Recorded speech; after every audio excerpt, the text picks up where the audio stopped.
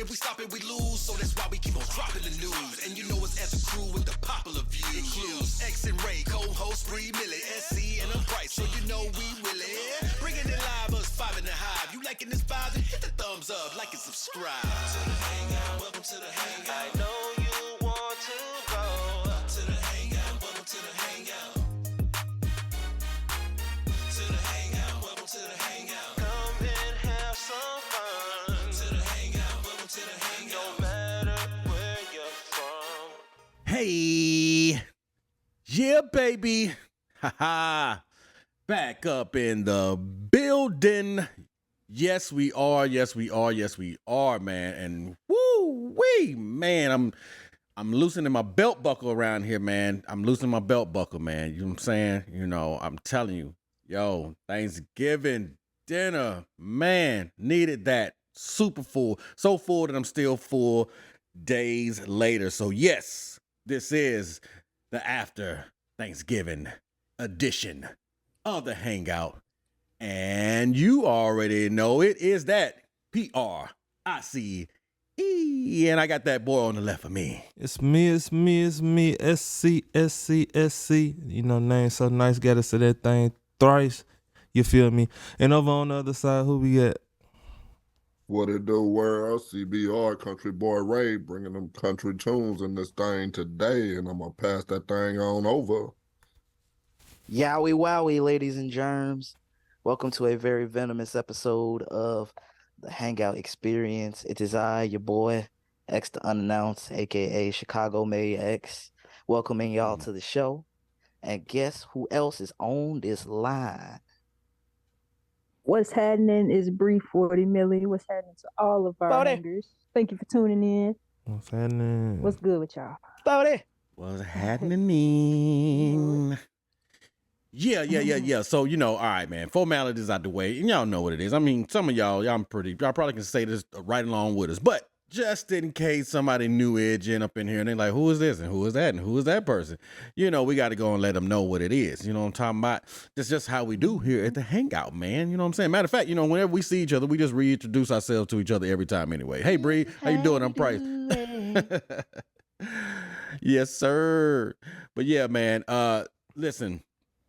Very happy to be here with y'all today. Like I said, we just got through Thanksgiving, and hopefully everybody made it, you know what I'm saying, you know, was there with their families and their friends and their loved ones and all that good stuff, you know what I mean, just fellowshipping and you know, being grateful and thankful, you know, to, you know, everything that you've, you know, acquired or achieved, you know what I'm saying, or have or maintained or any of those things, you know, and even if you don't have anything, you know what I mean, you're just happy to be alive. You're just happy to be here, you know, still here, because there are plenty of people who did not make it. As a matter of fact, you know, just shout out to the fam, you know, definitely got to give an RIP, Marietta.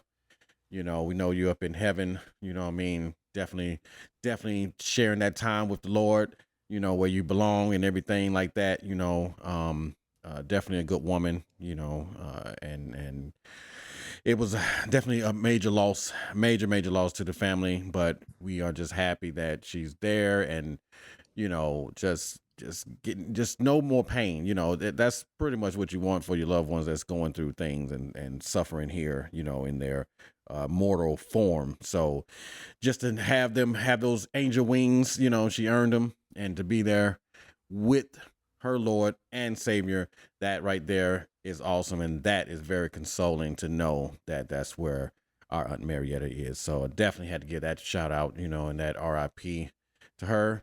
Shout out to the fam, Middletons, you know, hold it down, stay strong. You already know, you know how we do. That's just part of life, man. And we just carry on as best that we can. So definitely had to do that. You know, that was absolutely probably the saddest part about Thanksgiving this year was just, you know, the loss of someone that held that major role in our family. But you know, I know a lot of you have probably gone through some you know, through some of the same things, you know, so I share your grief, you know, share that loss with you, but definitely share the strength with you and try to share all the good memories. You know, of course, when it's when it's tragic, when it's young people or the way they happen, if it's tragic and everything, you definitely, just you're sad about it. When they get older, you're sad about it, but you do understand it's a process of life, and we're all gonna we all got a ticket to that train. You know what I'm saying? Some unfortunately earlier, and some leave, hopefully at the time that they were supposed to. But what we try to do is focus on those good memories, focus on the good times that you had with them. You know what I mean? All those things that made you smile. And that right there, I feel like helps console the soul a bit, maybe soften the blow a little bit when you're focusing on the positive, focusing on all the things that you shared with this person. So definitely, shout out, to the comments, you know what I'm saying? If anybody lost anything, we, like I said, we grieve with you, we definitely send some RIPs out, some shout outs if you have them. We definitely don't mind taking the time because that's where we are around here as a family. The hangout is a family. So that's what we do here, y'all. So I definitely want to take the time just give that little, PSA real quick and everything like that. But again, like I said, hopefully everybody was there with the family, man, and just got a chance to get some good food up in them. I know I did, man. First time ever, Thanksgiving, basically just having a real Thanksgiving here at the house and everything, and smoked the turkey. You know what I'm saying? Shout out that boy MD, the doctor of grilling. You know what I'm saying? Like, so y'all know when y'all in Texas, baby, you know what I'm saying? You got to come with it, man. You can't live here in Texas, you know what I'm saying, and not know how to grill, baby. So I just been getting my lessons on right here, man. You know what I'm saying? With these true Texan boys out here. Hey, I definitely live in Texas and can't grill, so that's crazy. Yeah, it is, bro. It is. You got, hey, man, you got to do something about that, dog. We don't call it grilling now, man. You barbecuing, man. Well, I guess I got to. Let me go ahead and get my lessons on too, man. Hold on now. Yeah, but that's we bringing that smoke, man, and that fire. Grilling is with that gas, man. It's funny though because like it's habit for me because in Georgia everything is grilling. You know what I'm saying? You know what I mean, for the most part. You throw it on the grill, throw it on the grill. You know what I'm saying? So ours is a little different. Just it's funny you even bring it up because when we say barbecue, I think it's more ribs. You know what I'm saying? Ribs, sausage, you know what I mean? Stuff like that. But I do know that here in Texas, first and foremost, if you're talking about barbecue, it's brisket first. Brisket first, and then everything else falls up on the brisket. Mm-hmm. You know what I mean? But yeah, no doubt, man, no doubt. So there you go. Y'all heard it from a true Texan. You know what I mean? You're barbecuing or you're smoking. But that's basically what I was, getting to was the fact that that's what I did. You know what I'm saying? Like I said, MD custom made a smoker for me. You know what I mean? So I've been trying every little event that come up to try to do something. And of course, it was a learning curve, but I finally got the ribs right. And so this time was like, all right, man, I'm going to do this. I'm going to do this turkey, man. So he basically walked me and Timmy, because Timmy, you know what I'm saying, was hooking up the Thanksgiving dinners and all the other stuff like that. So just walk us through when it comes to seasoning and injecting and all this other stuff that I didn't even think was a part of whatever. But it's a lot, and you got to get it right. If you want that right taste, you got to cook it, you got to smoke it for the right amount of time. You got to flip it over at the right time. You know what I'm saying? You got to cover it or don't cover it, or it's just a lot of stuff because one group of people do one thing and another group of people do another thing, but I should say, from the people that have tasted it, I passed the test. It was good. There you go. You just heard it right from SC. Yes. Okay. I'm gonna second that. It was good. Okay. It smoked good, man. You got it right. Okay. Shout out. Hey, Timmy. Over there lucky. We did it. Y'all just lucky. Say lucky. Okay. Hey, man. Don't be having Fody feeling away now, man. Y'all gotta send her a plate or something. I know, right? And I already miss Timmy's cooking. I mean, leave her hanging like that. Yeah. I know, man. I know, right? Yes, and this, yeah, you're right. Lucky because I'm like the epicenter. I'm right here. This is it. You know what I'm saying? This is it. But yeah, no. Good stuff, Bree. I know you know. Rubbing it all in. Yeah, Stop man. it. But yeah, no, I appreciate y'all, man. Appreciate y'all for real, because like I said, it was the first one, and a little nervous, a little concerned, we're like, oh Lord, man, I don't want to mess this up, but no, it gave my good, the taste, the smoke in it, and all that good stuff, man. So yeah, and now it's like, all right, well, since I got those basics down, you know what I'm saying. Now you get to experiment now a little bit, you know what I mean? Like, oh, let me throw a little apple in the fire, you know what I'm saying? Put a little apple seasoning in that thing, and it's Being crazy. creative. Oh, Bree, it's crazy. Like it comes down to everything: the charcoal you use, the wood that you use. You know what I'm saying? Man, Hickory smoke. yeah, everything. But you know what the funny thing about it is, like there's all the hickories, the apple woods, the this, the that, and the other. Here's the thing: what I got was a tree that they chopped down at the job, and they had all this extra wood, whatever. You know what I'm saying? And then I'm like, I wish it would, but I grabbed as much as I could and put it in the back. And I'm telling you, man, like I've used the other stuff, the hickories and the, what I'm saying, all that. And for some reason, man, just the regular old tree, you know what I'm saying? Regular old tree seems Talking to. about regular old oak get the job done. I'm dog? trying to That's what told you. tell me? I'm trying to told you, dog. Applewood, the best. Applewood is up there in my opinion. So you Hey, saying oak, that's- regular tree is that's- higher than I'm Applewood? trying to told you, bro. That's what I'm saying. That's the surprising part about it, and it didn't cost a dime. You know what I'm saying? Like I didn't have to go nowhere and get a whole bushel or whatever you want to call it. What you call it, a pile of wood and all that. I didn't have to get none of that. You know what I'm saying? Just free as it can be. And yeah, man. And hey, I love it. I absolutely love it. So definitely shout out to MD, man, who helped teach me how to master the flame. You know what I mean? That's these little terms that they use. No, you got to learn how to master your flame. You know what I mean? Get it to the right temperature and all that good stuff. But it was fun. It was fun. You know what I mean? So shout out to anybody, man, that just even thinking about it. Please do it if you want to try smoking a turkey. Try it. If you need some instructions, you know what I mean, shout it out in the comments. We'll hook you up with some recipes and all that good stuff, you know what I'm talking about. But yeah, man, so it was good, man, and I appreciate you fellas, definitely chiming in on that, you know what I'm talking about. So yeah, so I just wanted to give my little quick experience as far as first. It was my first time smoking. We smoked the ham too, but of course that's just pretty much letting some smoke run through it. But that turkey, man, and the reason why, just so y'all know, I wanted to even do this was because I went down to MD's house, man, for Thanksgiving one year, and I'm not a big turkey person. For me, it's like it's dry, you know what I mean? It's the other white meat, right? And so I passed on the turkey. He's like, nah, man, just try it, man, try it. Let me tell you, I ate the turkey more than ham, and that's because I love ham, so that's big for me to eat the turkey more than ham. But it's just how good it was, and yeah, man. So y'all know, man. Hey, look, get them turkeys out the oven, man. Put them on that smoker, and it will change your life and that turkeys. But yeah, man. So good stuff, man. Good stuff. But I bring all that up to basically say, man, our first segment. You know what I'm saying? Y'all know how we do. We usually BMT or monkeying around, but during these special occasions, we like to do a little best of type of thing and talk about what's going on with the Thanksgiving meals and everything. Did any of y'all have anything that's kind of stood out to y'all this year as far as your Thanksgiving meal or anything like that? I've run into some people who did some different things this year. They didn't do the traditional stay at home with the family, whatever. They went to Disney World, and I heard them talk about, oh yeah, Disney World was fun, whatever. But when it was time to eat, they went to Cracker Barrel. You know what I'm saying? He was like, it just wasn't the same. You know what I'm saying? So he had his Thanksgiving somewhere else and everything, but didn't have that tradition. So even though he had fun, he still felt like he was missing something. You know what I mean? So I guess around this time, it's just certain things that make Thanksgiving, right?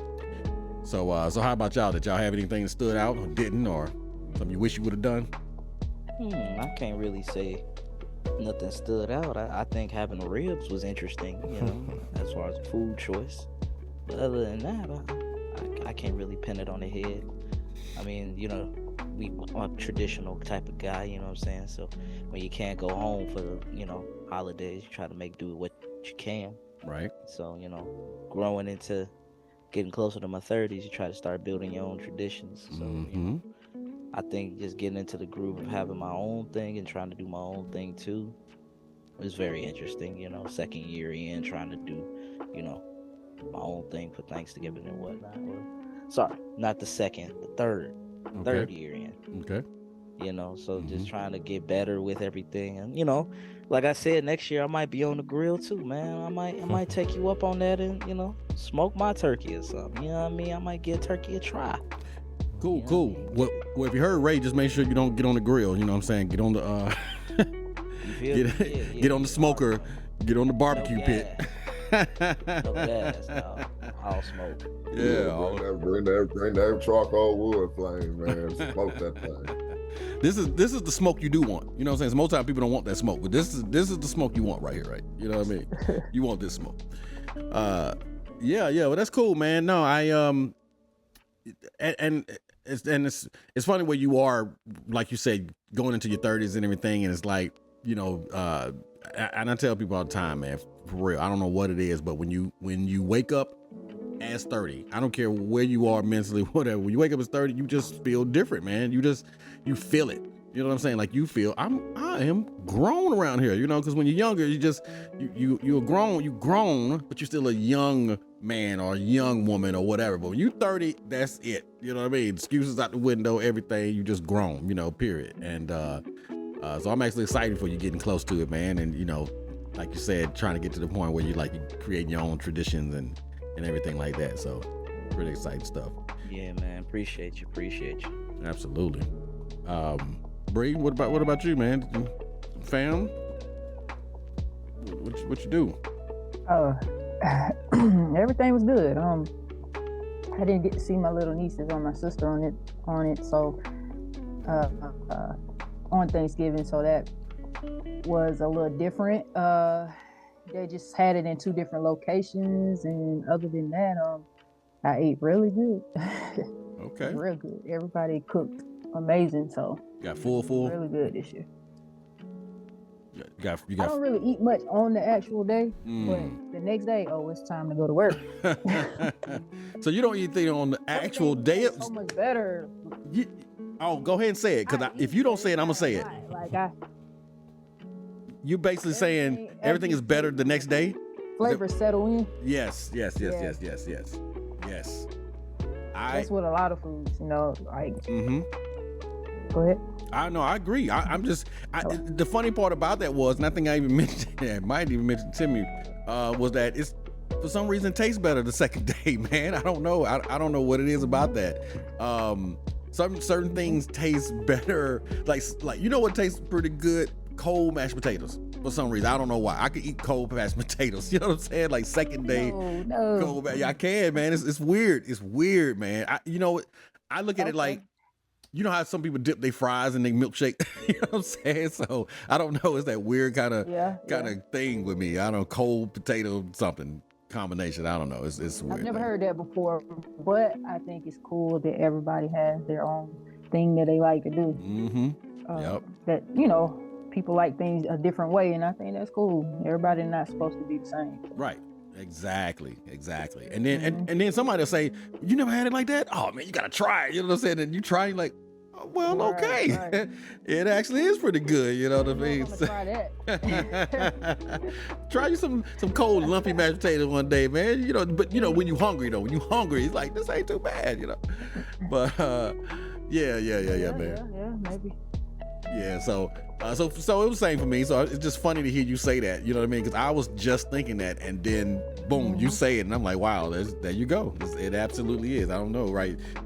Flavor settling in, or it's just so overwhelming the first day. You know what I mean? Because you're trying to eat everything that you can eat, you know, and taste everything. And it's a lot. Let me ask this: since you like cold mashed potatoes, okay, banana pudding. Yeah, not so much. I feel like you should eat it cold or warm. I like mine warm. I won't eat it the other way. Like I will if I don't have a choice, but warm banana pudding now. Come on now. That's what you eat, bro. How you warm. What you saying, Ray? You eat it cold or you eat it warm? Yeah, I want mine cold. No. Yeah, I was gonna say it sounded like he was shocked. He was like, yeah, I ain't never heard nobody eat warm. You heard him too, like warm banana pudding. Are you crazy? Like what? Oh man. You know, Nah, I love it warm. Like I don't know what it is. When you say warm, you mean like room temperature, huh? You don't stick that No, thing. I put it in you the talking about come microwave. out? Oh, Yeah, wait. She mean she just a put that thing in not the too microwave, high, not too high, just a little You know what I warm. mean? You know, Just a little bubble. You just want just a little bubble, and you know, just Yeah, that's little different right small, there. little small smoke. maybe you should try it. You know? right. See, Hey, that's what we would just say. yeah. Open your mind. Open Open your mind, because Quay. I can't try that. Open your mind, Quay. Don't knock it till you try it. No, don't come back into my breed. Yeah, that was Right, it. right, exactly. Mhm. Now, I might not have too much of a dog in this fight because I don't generally eat bananas. You know what I'm saying? So that's my thing with banana pudding is that if I got the bananas in them, I'm good. But I promise you, the vanilla wafers and the crust or whatever it is, that right there, I can get with that. That part is good. And I say that, Bree, because I'm gonna side with you on this. I prefer that warm. I really do. I'm not gonna lie. I prefer it warm. Might throw a little ice cream in there with it, you know what I'm saying? And I'm Gucci, man. Like, woo. You know, they got some people now replacing the bananas with strawberries and you know. Really? Yeah. Oh man. Wow. I done Never seen heard people add strawberries to it. I didn't see replacing the I don't see that bananas with taste it, but I've good seen at people all. do that, both of them. Oh. I'm not surprised though. 'Cause Oh. like Price said, you know, a lot of not many people are into bananas, Mm-hmm. so Yeah. they might still like the taste and texture of it, just without banana. Mm-hmm. The only ones that's into bananas are Point. our monkeys. But anyway, that's another story. But hey man, no, that's cool. So hey Timmy. Big monkey energy, dog. Yeah. Hey Timmy, write that down. But strawberries replacing banana pudding. So strawberry pudding, yeah, I'm with it, man. I'm with it. I need to try that one day.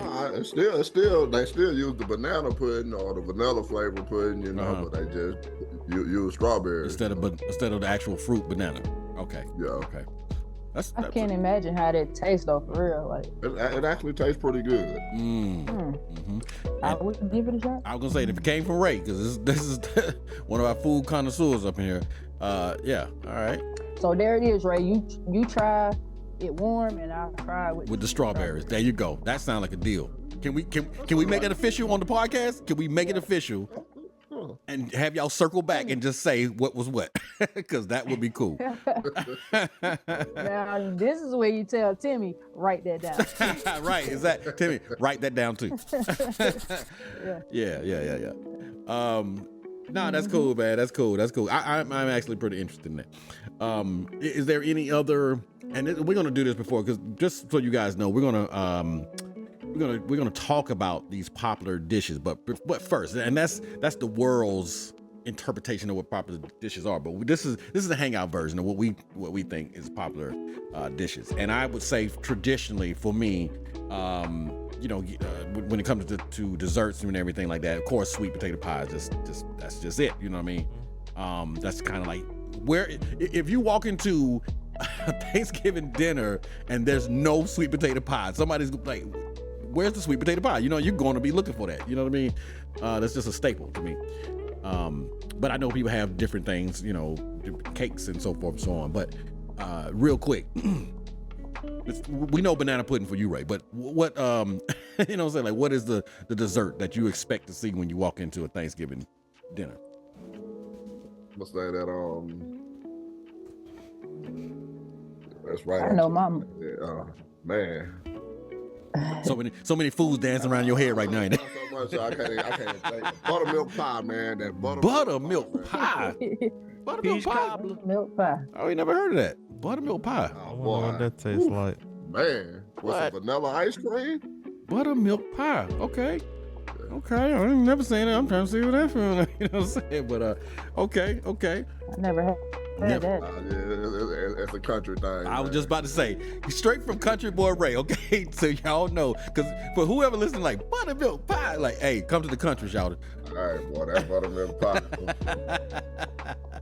That's what's up. That's a new one right there. Definitely got to try that. Too, so I'm I from the country too, but I don't think I ever heard of that one. Yeah.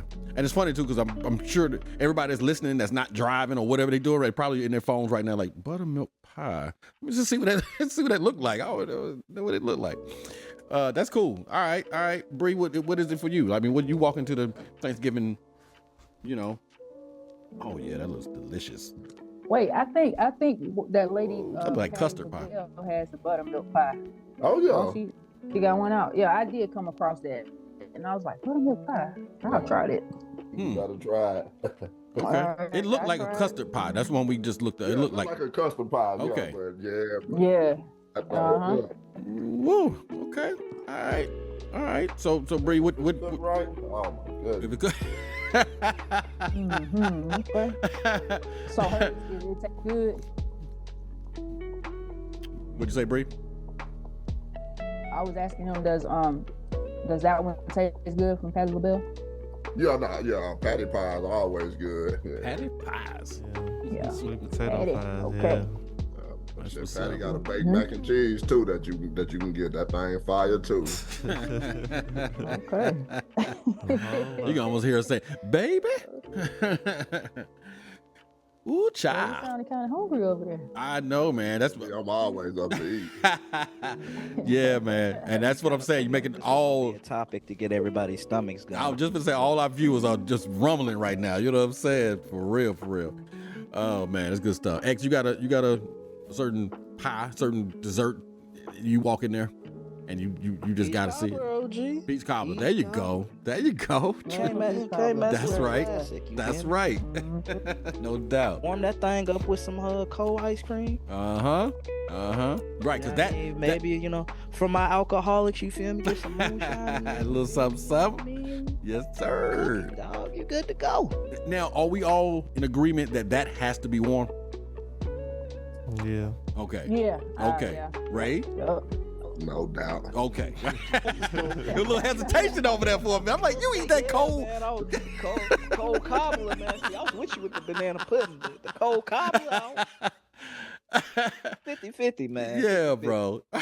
Like, come on now. Yeah. All right. We all in agreement. Yes. All right, too cool. So, all right, SC, you want to round that off, man? What do you expect when you see it now? Dessert. Yeah, Just sweet potato pie. the sweet potato pie for you. Yeah. Okay. All right. Yeah. Classic. What price? I don't think I gave mine, but real quick, I do expect to see peach cobbler. That's one of my top favorites, and my mom's pound cake. Mm-hmm. You just took mine because that's exactly what I was gonna say. The best Mom's pound pound cake. Oh, my bad. Oh, Yeah, my mom makes the best pound cake. Hold on now, wait a minute. How your mama gonna make the best pound cake? Well, my mama make the best pound cake. Hold on. like a cookout. So, Hangout Cook-off. sponsored by Timmy Trees, man. We have a pound cake off, man. Hey, let's go. You know what I mean? Oh, could let's be the do judge. it. It's gonna be interesting. Hey, I'm trying to told you. Yeah, we had to come back and let y'all know who won on that thing. You know what I'm saying? Yeah. That's what's up. This is gonna be called the Battle of the Battle of the Mamas. What? Oh, The hey, Battle of the Mamas, man. get it. Yeah, man. All right, y'all. So good. so expect that episode, okay? That is coming. All right, Battle of the Mamas. Whose mama makes the best pound yeah. cake? Yes, sir. Oh man, that's good stuff. More, baby. Yeah, man. Well, that's cool, man. Yeah, I just wanted to tap in with y'all real quick, man, to see where y'all were with it, you know, because we all have our things, like you said, our dishes and so forth. And everything y'all said, I pretty much eat, like I said, minus bananas in banana pudding, but all good stuff. So real quick, before we skedaddle out of this segment, you know what I'm saying? Because I know y'all hungry, y'all gonna need a break and get a little snack. We're gonna just tell you real quick what we found, all right? That is the most popular Thanksgiving dishes. If you didn't know, and if you're not doing this, then apparently you ain't doing it right, because this is what the world says you should be doing. And number one is roast turkey, not smoked, not fried, roast turkey. Most popular Thanksgiving dishes. Next is stuffing. Now I'm a little curious who this came from, because it just said stuffing. And you know what I'm saying? You know. Yeah. It says stuffing and not dressing. All right. You know there's a difference. Yeah. Okay. There we go. Let's That's a big difference. No. Explain for our viewers what the difference is, here, y'all. Go ahead. Ray, Help, please. Help out the viewers. Yes, Ray, please, Ray. Can you break it down for me, man? But I don't eat stuffing. I eat cornbread dressing. And there you have it. There you have it, guys. The difference. You think of that stove top. Stove top. Exactly. Yeah, that's what I think too. Yo. Yes. And I love all my people. Gotta be stovetop, though. It ain't gotta be stovetop. Yeah, man, it's gotta be, man. Let me tell you something. I love my people. I love all my people. I don't just say all my other brethren too, who don't look anything like me. But I'm gonna tell you, the only time that I've ever had stovetop stuffing, you know what I'm saying, is when I've been over there with my Caucasian brothers. You know what I'm saying? You know, and the only time I really had scalloped potatoes, as a matter of fact. You know what I'm saying? So, you know, culturally we do things differently. You know what I mean? And we all have our different tastes and so forth, so on. And of course, y'all know I'm teasing because I love my Caucasian brethren. They know that. But y'all might mainly eat stuffing. You know what I'm saying? And it's usually stovetop. You know what I'm saying? So it's a different flavor, different little thing going on. Flavor, yeah. Don't bring that stove top of mine. CBR, you heard that first, man. CBR stamped it. So Caucasian brethren, he loves y'all too, but don't bring that stuffing in his crib though. He ain't with the stuffing, okay? I'll give you some of this good old country dressing. You know what I'm saying? That's why I was like, I feel like you just need to make it clear so everybody understands. You know what I mean? When they try to bring the stuffing in and treat it like dressing. Oh my God, that's hilarious, yo. This is what we mean, guys. This is what we mean. That's what we mean. So next, after you know we've been stuffed with the stuffing, we have mashed potatoes, which I was surprised to see, right? Because after the stuffing, I thought I would see scallop. You know what I'm saying? But it was mashed. What'd you say, X? No, just taters, man. You know, giving an ad lib in the back. That's all. Oh yeah, mashed potatoes. Mashed potatoes. Yeah.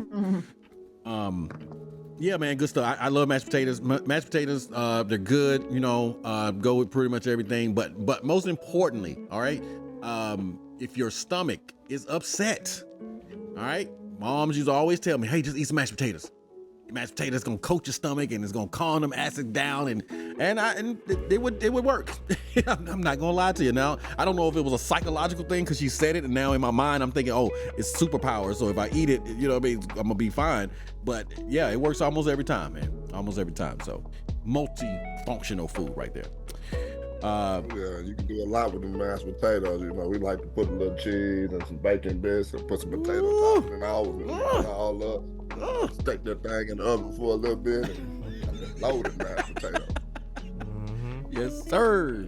Talk about it, dog. Talk about it. Good stuff. Now, do you eat yours with a little bit of is it chives or something, or? Oh yeah, you gotta have them chives when it's loaded. My man. All right, y'all heard it here.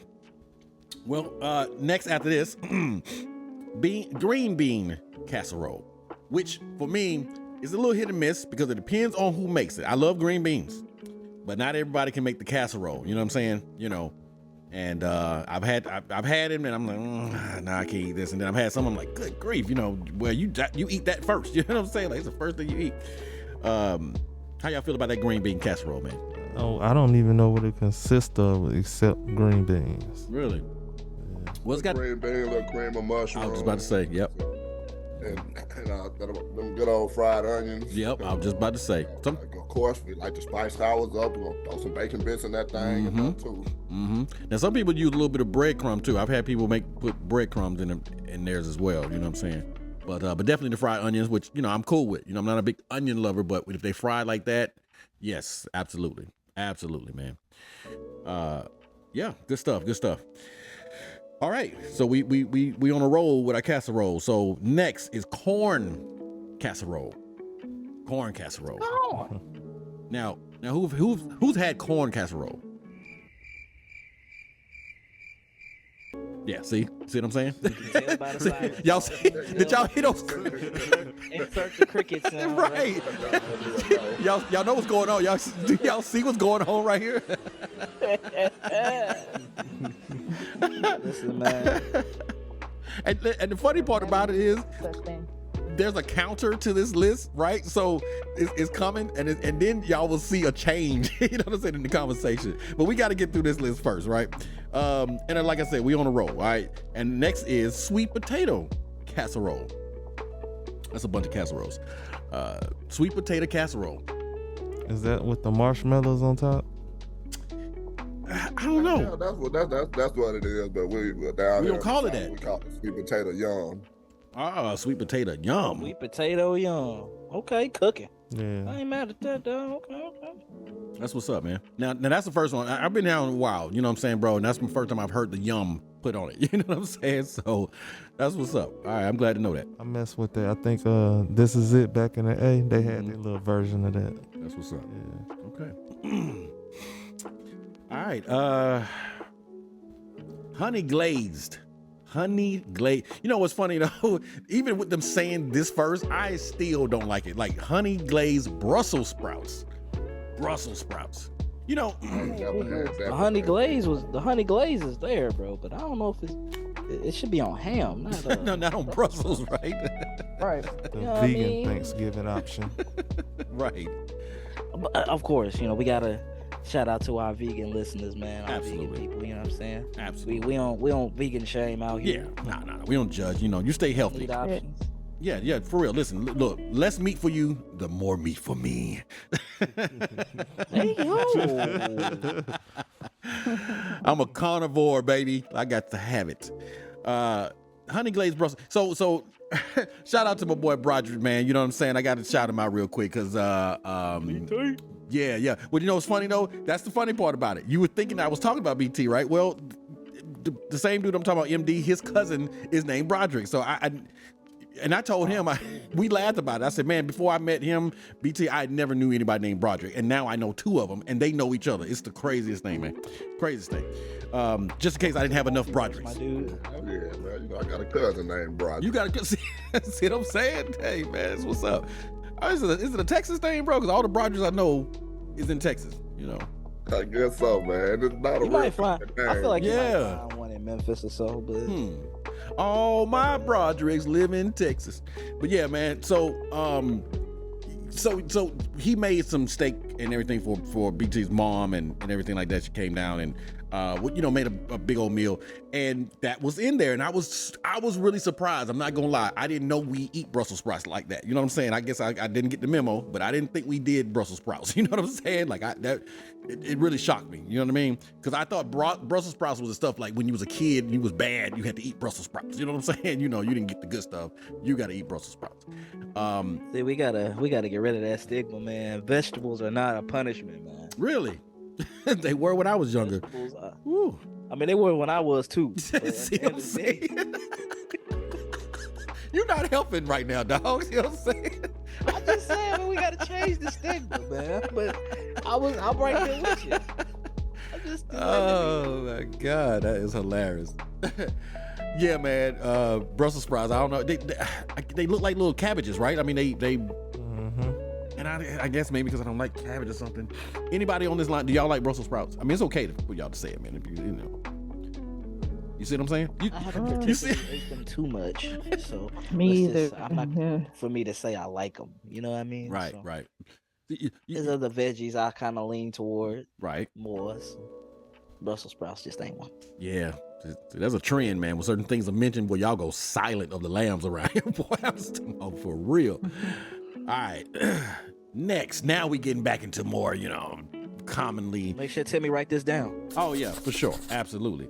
Matter of fact, not only did she write it down, she put it down because she makes her own homemade version, bro. I had never had homemade cranberry sauce, partner.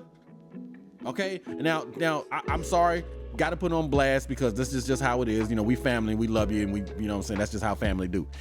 Tell all your business. So she made some dressing, and CBR knows this. You know what I'm saying? Good stuff. Good. I mean, good.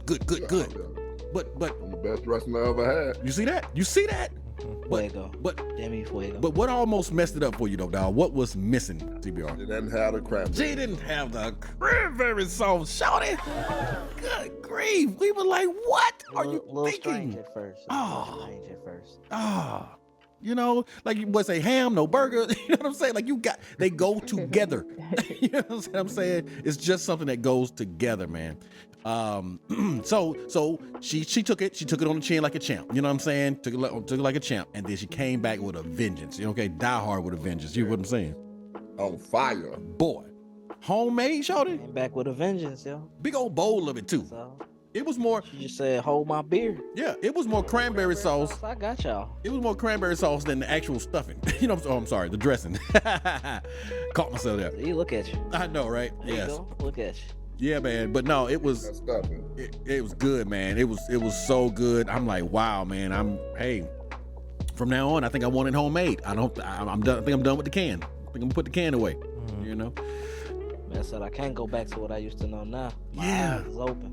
You know what's funny? The only thing I would probably miss about the can is the fact that when you take it out of the can, it still look like the can. It's still in the shape of the can. It's got the ridges and everything. So you know, been in that can a little too long. So you turn it on the side, you slice it, like, you know what I mean, little circles and everything. That'll probably be the only thing I miss about it, you know, switching over to homemade. But anyway, man, yeah. I still think it's kind of, you know, ironic that cranberry sauce is a popular Thanksgiving dish. Yeah, actually, right, as a dish, right. You gotta have it though. You gotta have You it. got Right, but they listed it as a dish though, not as an accessory or a yeah, Right? No, a side piece or something. You know what I mean? Like it's a main. yeah. Who knows though? Maybe somebody like, you know what? I don't want that. Maybe our vegans, y'all want to chime in? Y'all just eat the cranberry sauce, Don't just open up Pandora's box like that, man. right? That is funny. Oh man, so okay, cool. So moving on. Next we got pecan pie, which we know that's definitely a staple too. You know, I gotta have the pecan pie. And rounding this thing on off for the last on the list of the most popular Thanksgiving dishes is pumpkin pie. Silence. Right, pumpkin Silence pie. again. Silence. I ain't Pumpkin never does had not go pumpkin away. pie in my Thanksgiving. She gonna Pumpkin ask has me, the longest hey. stretch. Yeah. Pumpkin has the longest stretch ever if you consider it, man. September, October, November, true. and December. It does.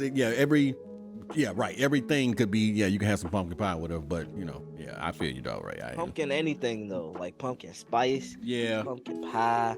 You know what I'm saying? Pumpkin Right. has the longest stretch during the fall, man, for real. Yeah, very true. Yeah, it do. She gonna ask me, Bernie, does it taste like pumpkin pie? I ain't never had no pumpkin pie. But anyway, that's an old Def Jam Bernie Mac classic. You know what I'm saying? If you know, you know. Lord have mercy. You know what I'm talking about? Man. So yeah, It looked like sweet potato pie, but when they tell you it's pumpkin pie, you say, y'all can keep yeah, that. y'all can have that. Yeah, man. Don't be playing with my emotions like that. You know what CPR said? Don't bring that in my house. Don't bring pumpkin. Bring sweet potato. Yep. And You wait were till right. they remix it and make that sweet pumpkin pie. Sweet pumpkin pie. Yeah, man. What would be cool if somebody actually mixed them? If they mixed That's what I meant by sweet remix. potato pump. Yeah, what you talking about? Okay. Yeah. If they could do that, that'd be something. That'd be like y'all banana strawberry pudding or something, I guess, you know. Oh man. Well, that was it, y'all. I mean, this is the most popular Thanksgiving dishes according to Google and the world and whoever else, I guess, you know, that listed it. But I have a counter for you, okay? That was their version, all right? But let's find out what is the best soul food Thanksgiving dishes, okay? Because this is a whole different arena right here, all right? This is where we all kind of chiming in on this one right here, all right?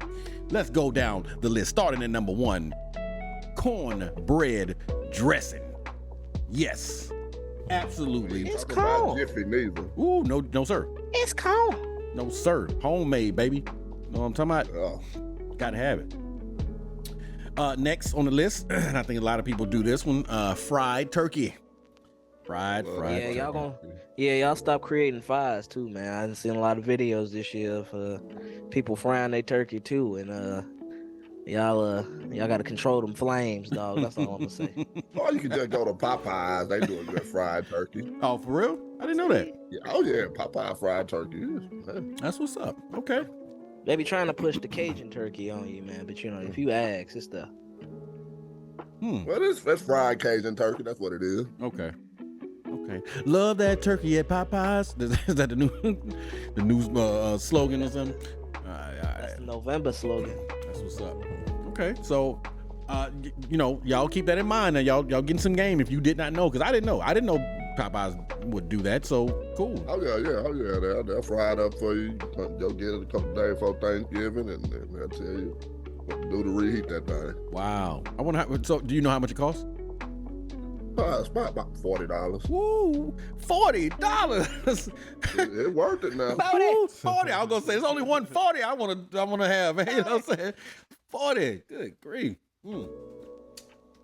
Okay. So you buy the turkey and then you pay them $40 to fry it. Okay. No. They gonna supply the turkey. You just come with the 40. Oh, that changes things again. Yeah, Negro, that's all you had to say. Okay, Negro, that's all you had to say. Yes. All right. All you had is hey. You know. Okay. Cool. So y'all got it. $40. You can get your fried turkey from Popeyes. Nice. Love it. Not burn down your kitchen. And not burn that kitchen. So basically, X, what you're saying is you've seen You ain't examples. frying that turkey in the kitchen. Man, I seen people on the balcony. I done seen people in the kitchen. Look, man, it's a mess. It's a mess online, man. Beans don't fry in the kitchen. Well, we're moving on now to the side. Yeah, man. Yeah, that's crazy. Y'all be careful out there, man. Y'all, if you don't know what you're doing, and here's another little PSA with you. Keep something near, whether it's fire extinguisher, hose, whatever. Because I was told, by MD, hey, look, man, you keep that hose near you. So what I'd like to do is, of course, is spray the ground down. Put a little circle, water right there just in case. Embers and all type of stuff coming out of there, whatever. But y'all be careful out there, man, for sure. Next, chicken and dressing. Now, I don't know what kind of combination they mean about that, but they got two things that I know we eat. Chicken and put it in the dress. No, I'm just playing. Yeah, I mean, hey, you know what I'm saying? Hey, it happens. But I don't know the combination they mean, if they mean chicken and either way, we eat both of those. So it's cool. Next up on the list, baked macaroni and cheese. Now this is going back to y'all saying Patty got some baked macaroni and cheese. So of course, we should have expected this. Baked macaroni and cheese. But anyway, real quick, I can't just gloss over macaroni and cheese like that. I'm sorry. I got to give a little bit more respect to macaroni and cheese. Macaroni and cheese is wonderful. Absolutely. Another thing, Bree, I can eat cold. It's amazing. You gotta have it. It's amazing. If you walk in there and there's no macaroni and cheese, you're gonna be upset, ain't you? Yeah, I mean, you just gotta have certain things. Like for I one, might leave. I ain't gonna. that macaroni and that dressing. I might say the boss called, so I gotta go to work or something. If you ain't got no mac and cheese. You gonna get that peach cobbler. Right? You gonna miss the kid. Right, he ain't gonna get that peach cobbler though, huh? Yeah. Yeah, man. Yeah, nah. What you asked me? Yeah, I probably forgot. I probably forgot. He was saying you gonna be mad at that macaroni ain't there. Oh yeah, I was asking. Yeah, you gonna be mad? Would you be mad? My mom makes the best macaroni and cheese. So shouts out to my mom. I don't even eat macaroni and cheese. I tried hers last year and I really enjoyed it. She didn't make it this year as my auntie did, but I still enjoy that. My mom makes some good macaroni. I was gonna say, what you trying to say about your auntie? Auntie can't throw down or something? Oh no, my auntie can throw down. I think she did most of the cooking this year, so it was really good. But my auntie can throw down. She has this secret sauce that I really want to try to take. I love secret sauce. It goes on. It goes on the collard greens. It's some red sauce. We call it red sauce. My grandmother had me make it. It's funny because when you're saying that, all I can hear was she puts that ish on everything. I don't know if y'all remember that old commercial, but anyway. Oh, good stuff. Good stuff, It's man. red sauce. I wasn't gonna try it, but I was like, let me go ahead and try this red sauce. They saying it's good. Man, it knocked the collard greens out of the water. Like, it's what? The red secret sauce? Okay. Yeah. Auntie. Get some of that for y'all to try. We're gonna get some of that sauce. I was gonna say, Auntie, we coming for that secret. Hey. We coming for the secret. I'm telling you. Yep, we gonna hold Bree ransom until you deliver the secrets. So if you want your niece back, I suggest you send us those secrets. I tell you better get in that kitchen, throw down. Let me see you sauce it up. Sauce it up. Let me see you sauce it up. Oh my God. Yeah. Good stuff. Good stuff, man. All right, cool. So, speaking of which is funny that you just mentioned that because that's next on the list. Collard greens. All right. And Oh wow, okay. also just known as greens. Yeah. You know what I'm saying? They be Right, mixing we them dropped the collar. turnips We and dropped the collar. You know we dropped those mustard collards. greens. And Yeah, mustard greens. Right. Just say greens and that just puts everything in the same category, you know. Talk Keep about it. that, Let's see. yeah. Uh-huh. Keep Talk them about kale it. greens now. We don't want them kale greens. Mm-mm. I don't know, man. Y'all Yeah, mix true. that thing just right. You know what I'm saying? Y'all might have a hit on y'all hands. All mix them all together. That could be. You know what I mean? Now, real quick. I'll make this one quick so we move on. Bacon or turkey necks in your collard greens. Turkey necks all the way, big dog. Turkey necks. Turkey necks. Don't forget about that fat back. I was getting to it. Oh, Fat back. You right. Yeah, Come on. I said Right, the fat same backs, thing. too. Yeah. Mm-hmm. Yeah, had the Yeah. fat back, baby. That's what's up, man. That's what's up. All right.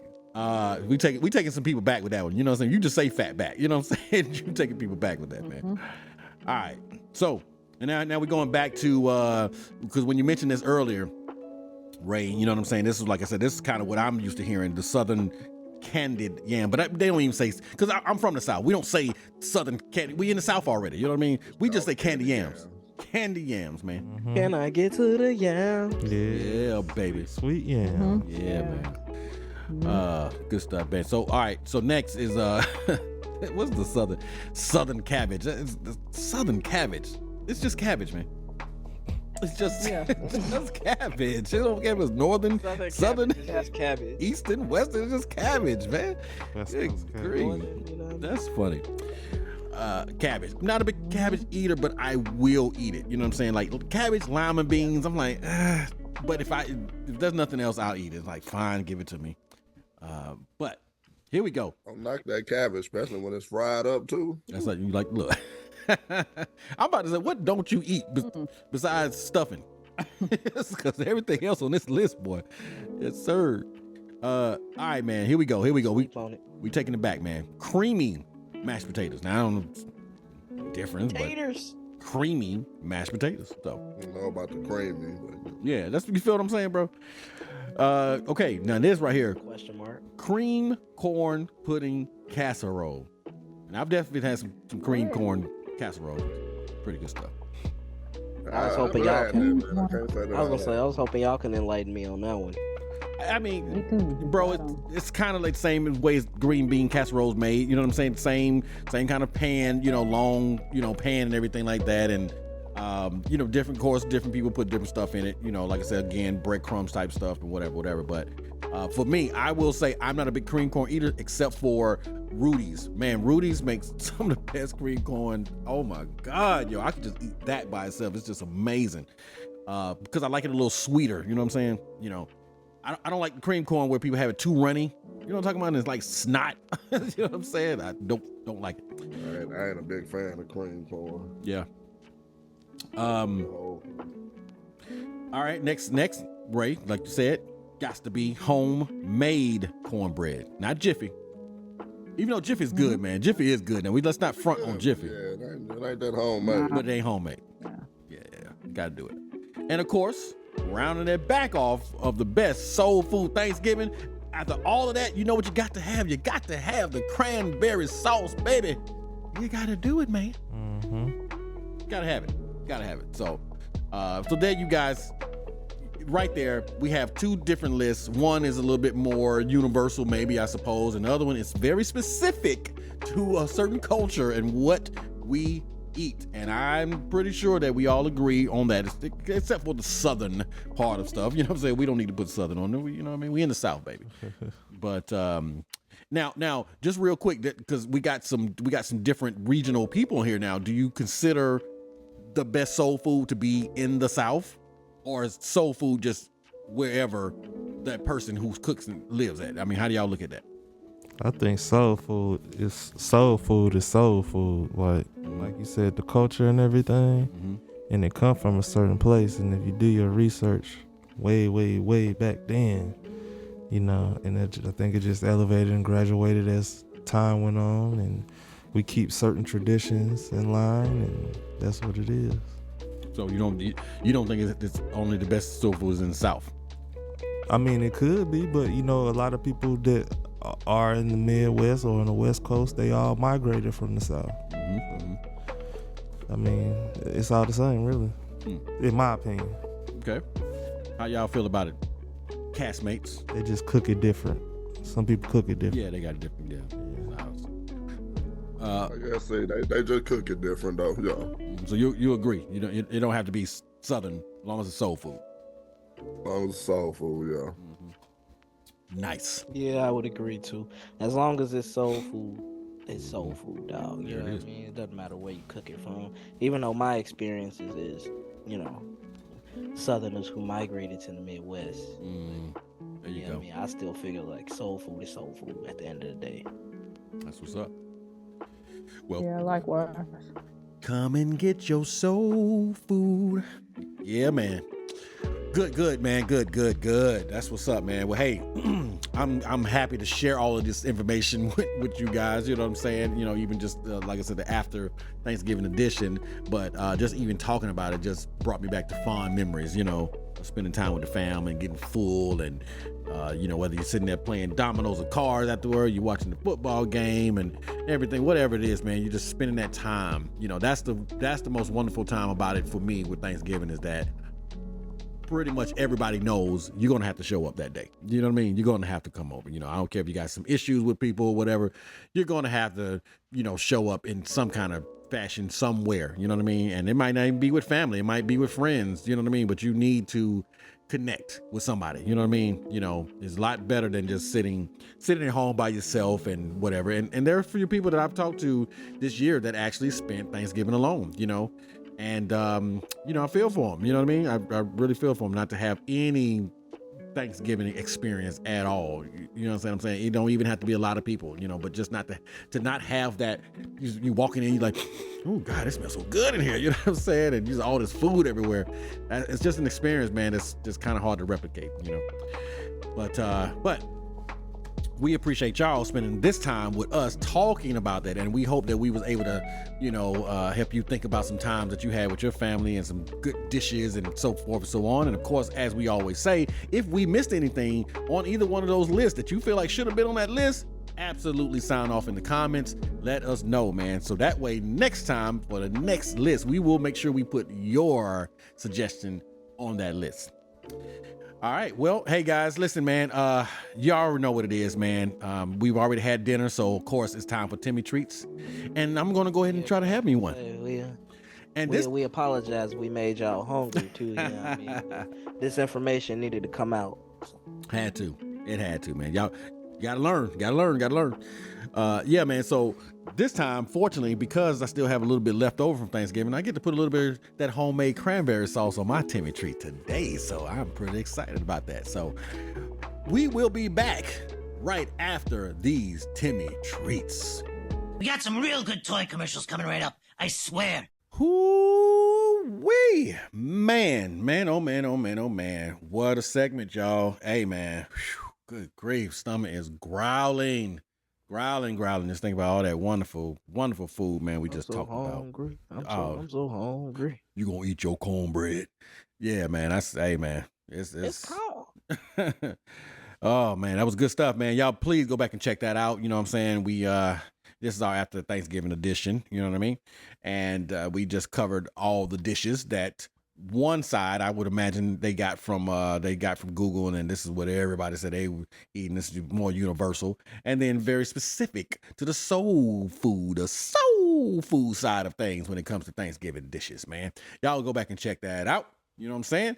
But now, this is what you've been waiting for right here. Like I said, after Thanksgiving edition. So what we decided to do was cover movies that were based on, or had the theme, rather, of Thanksgiving. All right? Thanksgiving thriller, baby. Yes, there you go. Thanksgiving thriller. I love it. Thanksgiving thriller. And that movie just happens to be Prisoners. A movie that is about 10 years old now, you know what I'm saying? But good stuff. I mean, still holds up, you know, to this day. You know what I mean? At least, you know, at least that was my opinion of it, that it still held up to the day. You wouldn't know that it was a 2010 or 10-year-old movie rather, until you just, you know what I'm saying, really looked at it, because it's 2013. So that's why I say 10 years. But anyway, still holds up 10 years later. That's when you know you got a classic, you got a good movie, right? Just like songs that are timeless, it's gonna always be good. I think this is a movie that no matter how long, you know what I'm saying, it goes or whatever, it's still gonna be a good movie. 20, 30 years from now, good movie. Man, Prisoners. Let me tell you something, man. You're talking about a stellar cast, all right? And a lot of these people had names at the time, of course, but of course we know now they even blasted off way past that, you know. Especially one in particular guy that I'm gonna bring up. First, we're gonna start with Jake Gyllenhaal, all right, playing Detective Loki. You know what I'm saying? Mysterio. Hey, come on, man. That's what I'm saying. He became Mysterio in the MCU. You feel what I'm saying? You know, and of course, which is something I want to bring up too, man. I'm gonna bring up something, a very, very fun fact. I don't know if y'all noticed that when y'all was watching it. Next, Hugh Jackman, all right, Keller Dover. Next up, got that boy Paul Dano, or Paul Dano, whichever one, playing Alex Jones. And another major hitter over here, Viola Davis. Okay. Mm-hmm. Yeah. Nancy Birch. Yeah. All right. That's right. Yeah. And it's funny because you can tell this is like before they really let her just take over the screens, because she was very supporting character in this one, very supporting actress, right? You know what I mean? Kind of background in a sense sometimes. Dylan Minnette is Raph Dover, okay? And we know him from, what'd you say, 13 Reasons. Don't Breathe. Yeah, Don't Breathe. Yep. You know, good. You know, I like him. He's a great actor. And then of course, come on, man, Terrence Howard. Terrence Howard. Oh yeah. Aquaman, you know what I mean? The War Boy Machine, got man. range, man. He do. You know, long as he can say "man" in, you know what I'm saying, whatever movie. They let him get it. They let him get one. They like, bro, you can't do the "man" in here. That don't even go. No, it don't fit the character. Franklin was a little too soft. He's a little soft, you know. Soft and timid. Yeah, and then timid, yeah. Very timid. Man, that's hilarious. So, what I want to make mention of real quick, I didn't know if y'all noticed it while we were watching. Let's scroll back up for a second. You got Terrence Howard, you got Dylan right there. But as we were talking about, you got Jake Gyllenhaal, and you mentioned that's Mysterio. Right next to him is Wolverine. Okay, and then right next to him is the Riddler. Okay, and then if we want to mention David Dalmatian, whatever his name is, who played Bob Taylor, he was in MCU. He was in Ant-Man. You know, he was the polka dot dude in Suicide Squad, right? You know what I'm saying? And not only that, he was the crazy dude in Dark Knight. You know what I'm saying? So all of these cooking dog superheroes in one movie, man. It was just tripping me out. And of course, we know Terrence Howard was the original Rhodey. You know what I'm saying? In Iron Man 1, rather. And so just a lot of Marvel and DC characters are up in here, man. Like, not bad at all. Okay. That's a wide range, man. Very wide. Very wide, man. A lot of great actors and actresses in here. Yeah, okay, so there you go. That's the rundown of our cast. And, you know, if you don't mind, my fellow brethren, CBR, can you give us an overview? What is this movie about? All right. Keller Dover, Hugh Jackman, faces a parent's worst nightmare when his 6-year-old daughter Anna and her friend go missing. The only lead is an old motorhome that had been parked on their street. The head of the investigation, Detective Loki, arrested driver Paul Dano, but a lack of evidence forces Loki to release his only suspect. Dover, knowing that his daughter's life is at stake, decides that he has no choice but to take matters into his own hands. Man. There it is. Which any parent would That's do. deep, dog. Of course. Right. Of course, like you couldn't blame him. Like they tried to set him up as kind of a villain in a sense, but no. I mean, he definitely did what he did toward the end of that movie. He did. Yeah, he did that. He did, but like you said, didn't do so much because it ain't they kid. Right. That's a fact. And then just real quick fun fact. I don't know if y'all knows while we talking about these superheroes. Why is his name Detective Loki? Like, Yeah. And we got Loki. Yeah, I was gonna on bring that top up of too. You know, we just finished Loki season 2. Right? I guess Jake Gyllenhaal found his glorious purpose. I see what you did there. Found his glorious purpose. I love it. Yes, sir. Good one, dog. Good one. So, yeah, man, good stuff. This movie was released September 20th, 2013. All right, 10 years ago. A decade ago. Had a budget of $46 million. And it not only made it back, double that thing, 122 million. 122.1 million. Like, don't forget the point. You know what I'm saying? You got to say the F, baby. You know what I'm saying? Don't forget the Weezy, baby. $122.1 million. Okay. I love it, and it deserved it. You know what I'm saying? A 0.2. They should have put a 0.2 on it. It deserved all of it, man. Definitely. So, we are now about to give you just a little bit of what this movie is about. You know what I'm saying? You're gonna check out this trailer. You know what I'm talking about, man. X, please, if you don't mind, can you roll that beautiful beam footage? All right, y'all. The official trailer for Prisoners. Happy Thanksgiving. Happy Thanksgiving. Anna, wait until we're invited. Oh, for God's sake, Keller, get the hell in here. What? He actually sings in the shower. So I do not. yes, you do. Abby, can I take Joy to our house? Wear a hat, please. You're just getting over a cold. Joe, you wear a hat too.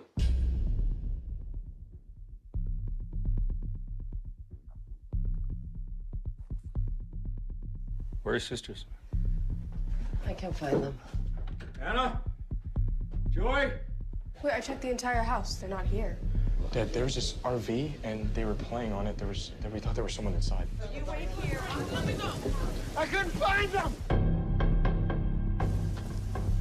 Detective Loki. Do you have children, detective? I'm gonna find your daughter. Show me your hands right now! Huh? You put those girls somewhere, Alex. No. I know you put those girls somewhere. He stays in custody until my daughter's found, right? We have a 48-hour hold on. It ends tomorrow unless we bring charges. We'll charge him with something. That boy has never been in trouble, not a day in his life. Well, this thing's clean. I'd start looking in the woods by the rest stop. The police said they're letting him go today. What you doing? Tell me! Oh, no! Day 6, and every day she's wondering why I'm not there. You told us that you could protect us from everything. Why did you look for my daughter? Alex.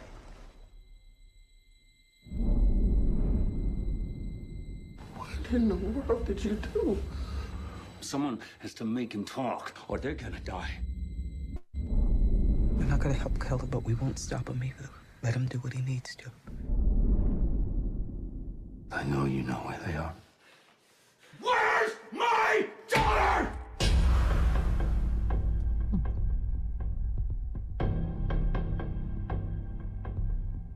Look at me. Boy, the trailer is even good. Yes. You know what I'm saying? Yeah. The trailer is even good. That's what you know right there, man. Golly. Woo wee. Man, looking back on it now, man. Man.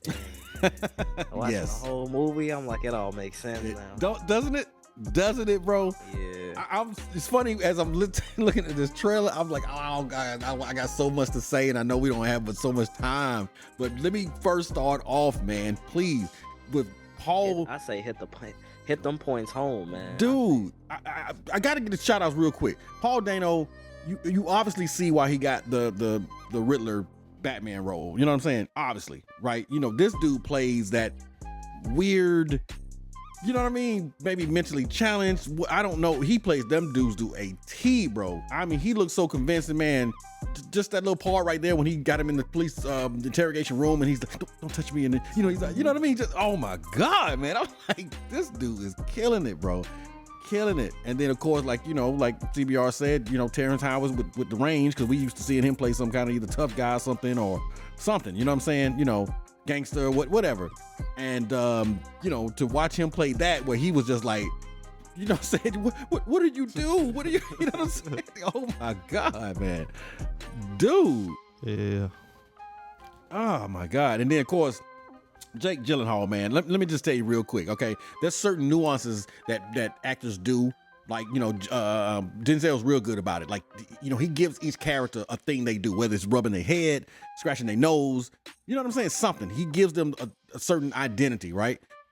Well, Jake Gyllenhaal did that with this character, and I don't know if y'all noticed this, like he blinked a certain kind of way, you know what I'm saying? You know, and I've seen people like that they kind of blink, you know, a little hard. He was definitely doing that. Right? And I was like, that is because he don't really do that in real life, you know what I'm saying? But to know to do that while you're acting, come on, yo. I was just like, this dude is killing it, man. That's a good point. Whew. Good observation, bro. Dude, I mean, that's when you're going beyond. That's, you know what I'm saying? You are really creating a character that did not exist, but you're creating them. Now I was just like, man, I got to get this dude his props, man. So I wasn't a big Jake Gyllenhaal fan before, you know, till I felt like him coming into his own a little bit more. And I can't remember what he was in. I don't know if it was Donnie Darko or something like that or whatever. Yeah, I wasn't into him at that moment. But as I've watched him, you know, be in more movies, I've definitely given this man his props, man. He's a great actor. He's a great actor. So, okay, so all right, y'all. Here we go. Y'all heard what it's about, man. Of course, you know, like CBR told you, you know, the two girls were abducted. They didn't say it in the overview, but it was two girls, right? Okay, you know, you had the Dover girl and the Birch girl, you know, and of course doing like little girls do, you know what I'm saying? They had the family gathering and everything like that, and for Thanksgiving, and of course, you know, they want to go down to the house, and they're in the neighborhood. Why wouldn't they think they would be safe? I mean, you know, and shout out real quick to Georgia, you know what I'm saying? Because I saw the peach at the end of the credits, you know what I'm saying? Because when I was looking at it, I was like, wow, man, that looked like a neighborhood in Georgia that I know. Like, seriously, when I saw it, I'm like, that looked like houses I grew up around. And boom, they shot it in Georgia. I'm like, okay, that makes sense for me. But yeah, they you know, doing what little girls do, little kids do, and everything. And of course, you know, they disappear. All right, and this part right here, man, is when it's like I said, they just start getting it was so intense from this moment on. Like, they don't even give you a chance to really breathe, because everything is just intense after that. They give you that real slight moment of, this is the family and they know each other. And of course, you know, I love that you know, the black and white dynamic. You know what I'm saying? You know, they neighbors, man. They hang out. And I don't know all of their history, but obviously they love each other, they trust each other, their families hang out together, and it was just a cool little thing. I'm like, yes, this is the world that I live in. You know what I'm saying? I have, you know, Caucasian friends, and you know what I'm saying, and all that, and we get together sometimes and all that. So that right there for me was set in reality to me. I'm like, I'm cool. I'm feeling it. You know what I'm saying? I'm feeling the vibe, right? I think Terrence Howard even mentioned, he was like, oh, you know, give me a suggestion, I'll play something on the trumpet or whatever. And the wife mentioned Bruce Springsteen, and he's like, yeah, I don't. You know, he's like, well, I'm not white, so I don't know that. But, you know, and I'm like, that's cool. You know what I mean? Because I joke with my Caucasian friends just the same way, right? You know what I'm saying? So, I'm in it now. I'm like, that's cool. I believe them. I believe they actually are friends and they care about each other. And, man, once the little girls got missing, man, bro, you right then watch Hugh Jackman go straight into Terminator mode. Like, I'm talking about, he was just, even his walk to the house, you know what I'm saying, was so determined. You know what I'm saying? Like, the look on his face, he just like, he's focused now. He's like, I gotta find these girls, and he never loses that look from the rest of that movie, that determined look. You know, he keeps it the rest of the movie. But as far as being a father who is concerned about his kid and determined to do anything he got to do to get it back, man, that dude there, bro, I feel like he probably deserved an Oscar for that one, man, because he played that role. He really did play it. Good stuff. But anyway, this is what I love about this movie. I'm gonna tell y'all real quick. like I said, all these red herrings that they threw there, of course, because they make some so obvious.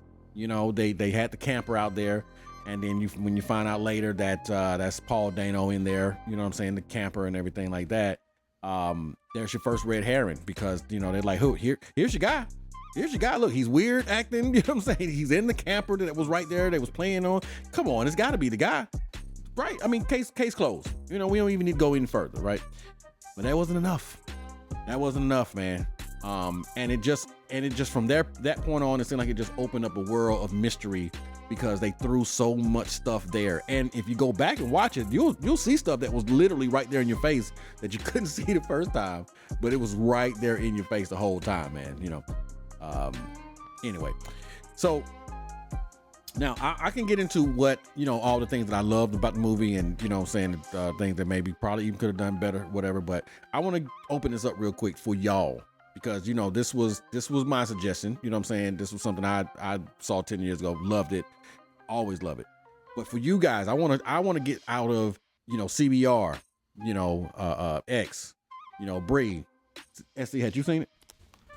Yeah, I had seen it. I don't know if you had put me on or if it's something that I had discovered, but I seen it a while back. Okay. So for the three that hadn't, let's hear from y'all, man. Like, what did y'all feel? Because I'm excited that y'all saw this and y'all like it. So what do y'all feel about this movie, man? Well, I'd say that I felt kind of like, so watching the film at first, you know, it's, you know, maybe it's because I'm tired, but it just felt slow coming in, right? But once you start kind of like lining things up and you start seeing like breadcrumbs, like you said, the movie kind of leads you away. But then as you keep watching, it starts to really like open up, right? So now it's like, okay, this what I was feeling initially isn't how I feel anymore. So then I'm watching this and I'm watching things unfold. It's got me hooked in, and I'm like, oh man, he can't come back from that. Oh no, why is he doing that? I'm feeling like, you know, I'm feeling like Franklin. I'm okay now. You about to go too far, yeah. So about to go too far with this, because you know he said, what if you're wrong? And then in that moment you don't even think about it. You so locked in. This is the guy. This is the guy. This is the guy. Right. That throughout his mission, he's like, he might not be the guy, but I'm too far in, so he has to be the guy, right? So it's like a lot of psychological thrilling, in a sense, to be, you know, in layman's terms. That really like draw me into the movie, and it really tied together well. So I digged it, dog. I thought it was a great choice, you know.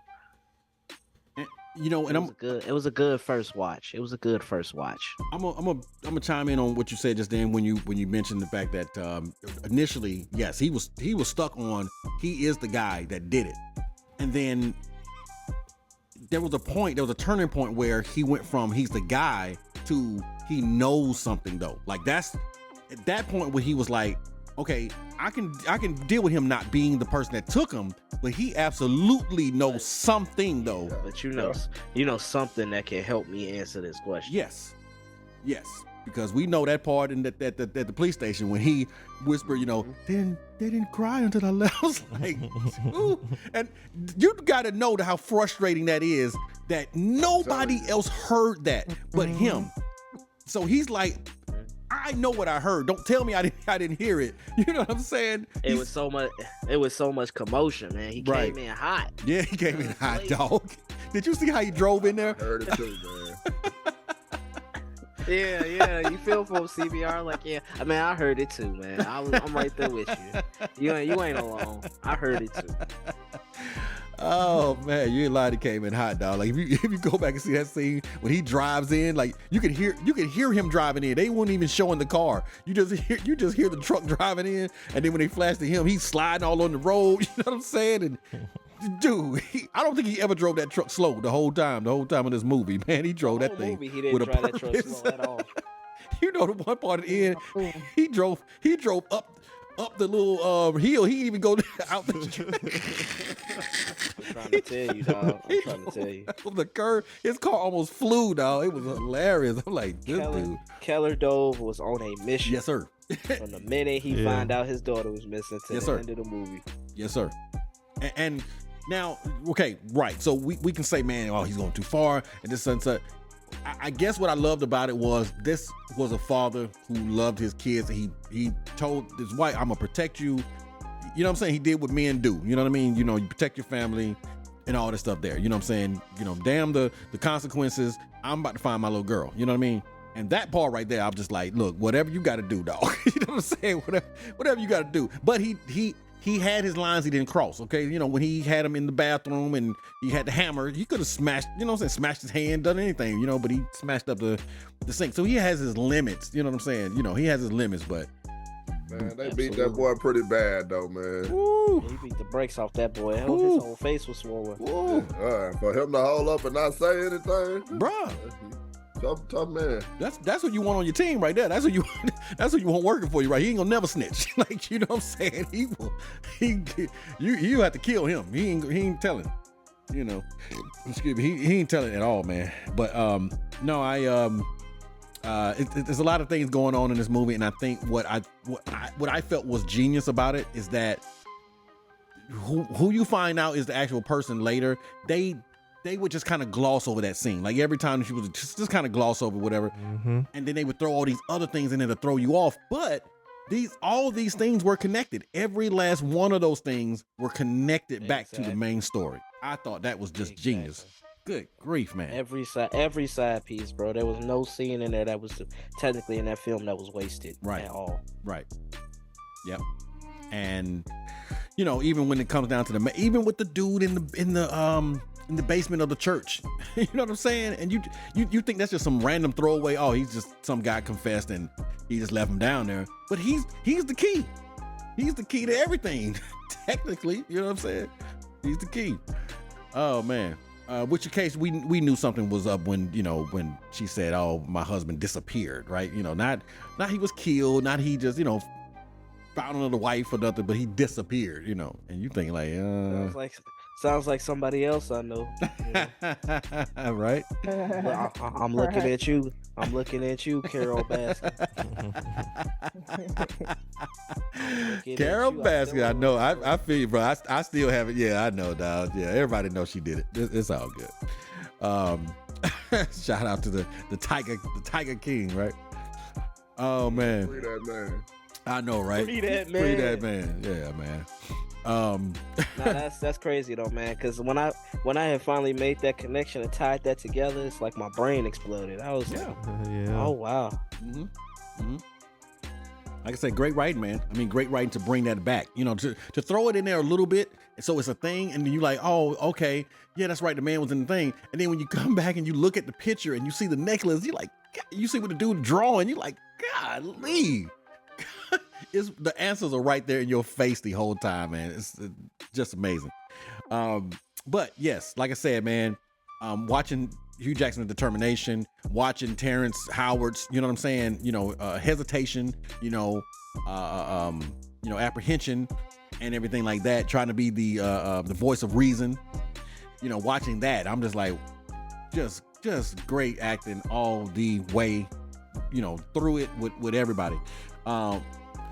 But CBR, let me hear a little bit from you though, man, because again, like I said, me and SC, we've seen it. Just your first time, brother. First time watching the movie, man. Again, like I said, started off a bit slow, but then once you got into it and started watching it, real good, man. Kept you on your toes, kept you interested. The movie you can't fall asleep on because it's just it keeps you up and engaged, man. I really enjoyed it, man. It was a good pick. No doubt. Yeah, I figured, with you, it would hit home because, you got kids, and you got small kids, you know what I mean? And you remind me of a father who would, you know what I'm saying? You know what I mean? Turn over some stones, you know what I mean? Kick down some doors or something, if that kind of thing happened, No doubt, man. And so I figured it would resonate with you real well in that sense, the same way Sound of Freedom did,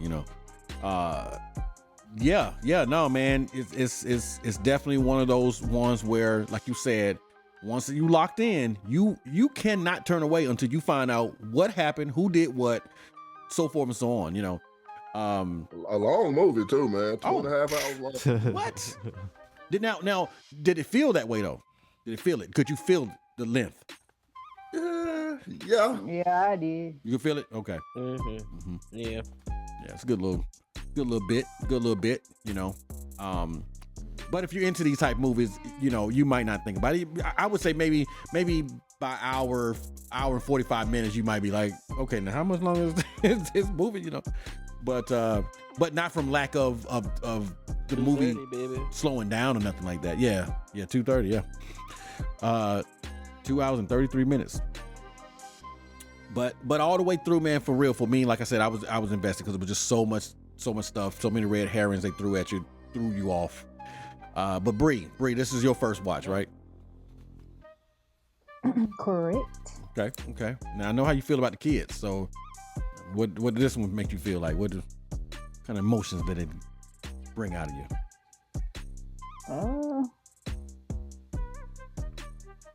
Well, it's terrifying to lose anybody that you love. You know, that feeling. I don't know what it feels like, but I can imagine that is pretty rough. It was very emotional in certain scenes, so I don't know. I don't even know what to say. Can you cut? cut. You good. I got you. I'll cut it. I'm trying to see. I really like the movie, but I don't even really know what to say about it. But I watched it like 2 days ago. Okay, go back. You good. I'll cut it. Back in. Okay. So start off right after I know what you asked me, like yeah. However you want to start. Don't worry about that. Okay. Yeah, I'll cut. I'll fix all that. What I thought about the movie, it's very terrifying to lose anybody that you love. I can't imagine what that feels like. It did bring emotions, you know, because someone trying to kidnap kids is like, well, anybody is like very scary. So right. I don't see why anybody would want to do it, but everybody's not right in the head. Of course. So, yeah. I don't know. It's very much like Sounds of Freedom. Not Sounds of Freedom, but Sound of Freedom. Yeah. They both have their own emotions. One throughout more emotion than the other one. I want to say it was the first one. Right. Sound of Freedom. Right. Other than that, I couldn't take the detective serious at the beginning. So he was giving me like he was a suspect because he was just acting weird in the beginning to me. But I knew I didn't know. The blinking threw you off right away. Right. Maybe. Yeah, it did. It threw me off actually. Yeah. So I was like, I didn't know that was a part of the acting. I was like, does he really blink like that? Or is it a part of it? So I wasn't for sure. So that kind of threw me off. The lieutenant, he was cold. Yeah. He was cold, like he just wanted the title to me. He didn't want to be a cop or a sheriff or whatever he was. Right. But he didn't want. He just wanted the title. So I was like, hey, he gonna really be that cold? I bet if his family is like, you know, searching that day. I knew the dude was playing slow.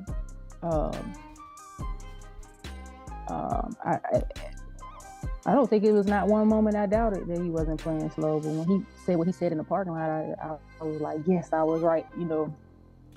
So you mean the guy, the suspect, the first guy with the glasses?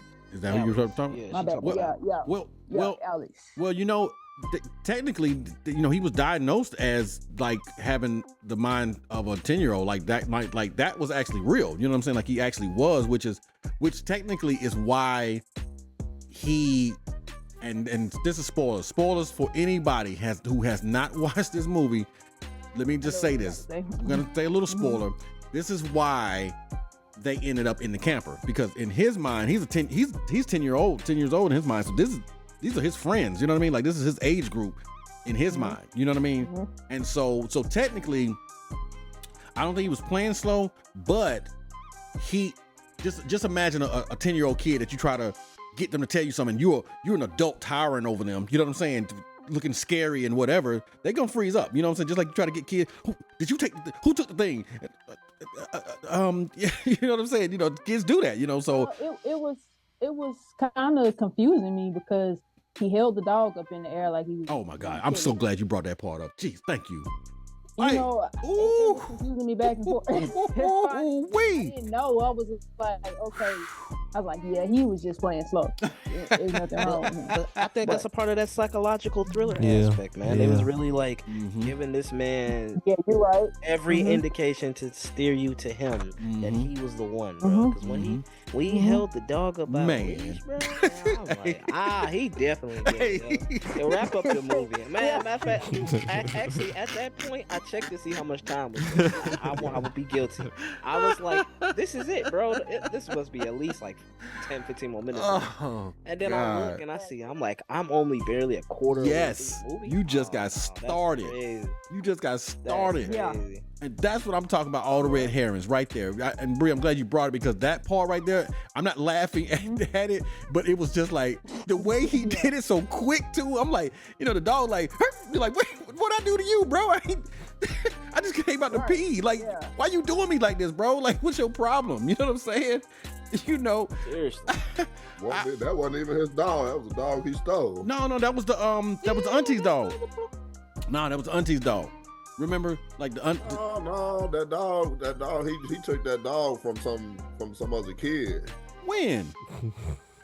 I didn't catch that. I ain't catch that dog. Well, I'm saying the detective came in with the dog collar and said, "Look, what this guy had on." He was saying this dog belonged to another little girl down the street. Oh, I didn't hear him say little girl down the street. You know, he did say and the auntie told the police, you know, we didn't want to tell y'all about the dog because we didn't want to get him in trouble. Oh, okay, Yeah. right. What happened? That's you absolutely right. That's when he found out that Alex was actually missing. That's right. Look who's paying attention. Okay, that's right. He stole the dog. Lee. Okay. Wow. So they crazy up in that house. That's just what they do, huh? They just take people's stuff. They don't play. Okay. Very interesting. Thank you. Thank you there, CBR. My man. Okay.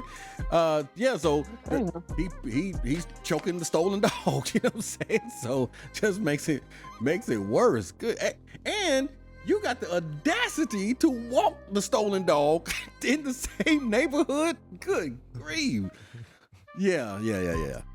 So I'm not saying he was an angel or anything like that, Bree. I'm just saying that I do think that was legit. Like he did have a mental issue, you know what I'm saying? You know, especially being that we found out that he was taking himself, you know, back in the day. But man, he had a mental issue. I think it was a lack of him being around other kids because he was taken. I don't think he was able to go to school and learn to be around other kids. So you don't think he was he was kidnapped. Yeah, he was kidnapped. Yeah, he was definitely kidnapped. So and so they didn't teach him anything. Yeah, that's probably why he was still behind. Yeah, because they couldn't let him go to school because he was stolen and so forth, and they obviously didn't homeschool him or nothing. Didn't try to teach him anything. But I don't know, CBR. I mean, he looked a little mentally challenged at sometimes, man. I don't know, dog. Like you can go through stuff like that and still be Grade A acting, boss. could be messed up and be yeah. Oh my God.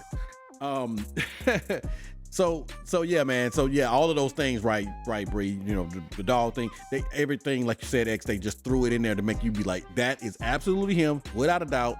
Yes, Hugh Jackman, do what you need to do. Torture him till he gives it up. Yeah, man. And the other part too, that you mentioned earlier, man, they was really going like 0 to 60, like immediately. You know what I'm saying? After the kidnapping, everything just piling and escalating. So you really ain't got time to kind of take that breath. Yeah. So like when they steering you towards somebody, it's like, okay, well, you kind of going with the flow because of how everything's kind of jumping at you and impacting you while you watching this. Right. And then just when you're set on, oh, it's him. It's Alex, without a doubt. Here they go throwing in Bob Taylor. You know what I'm saying?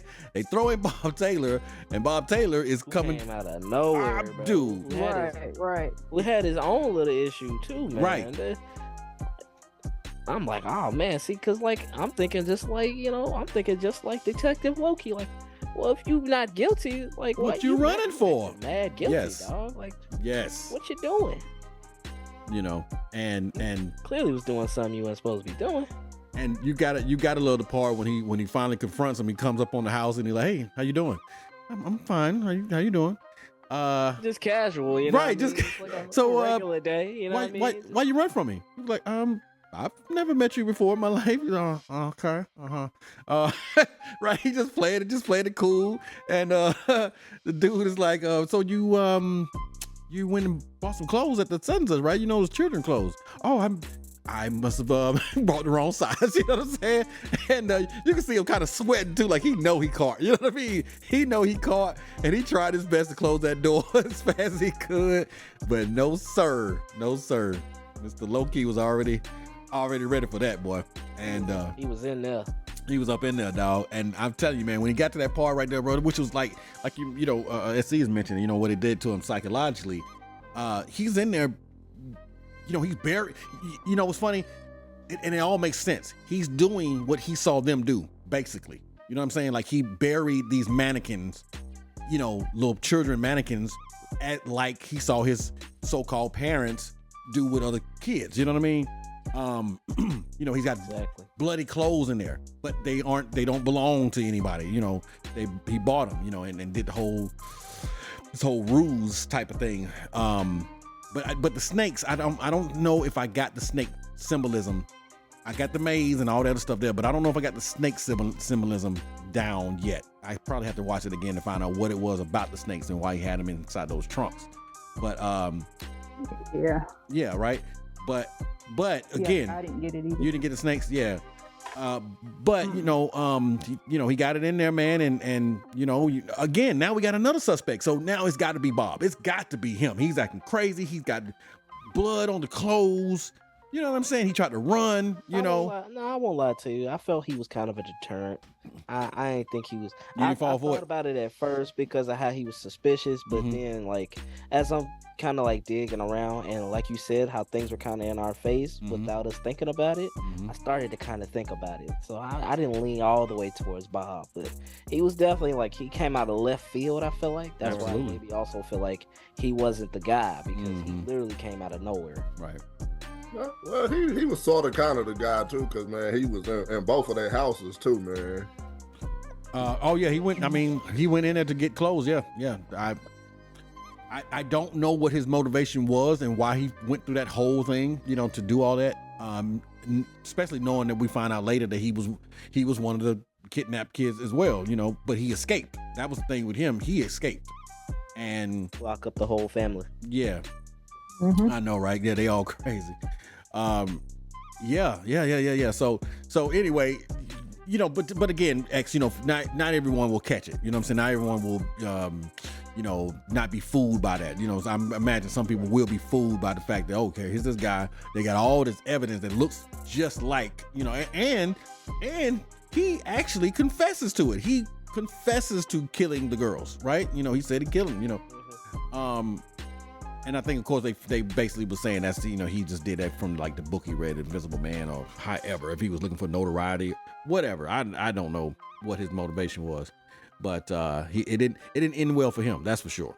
You know what I'm saying? And I'm gonna be honest with you. That was an interesting caveat. Yes, I'm gonna be honest with you. I'm surprised they didn't suspend old boy because it seemed like that was grounds for suspension. They got fired. You feel what I'm saying? Usually time. That's what happened. You'll get suspended or.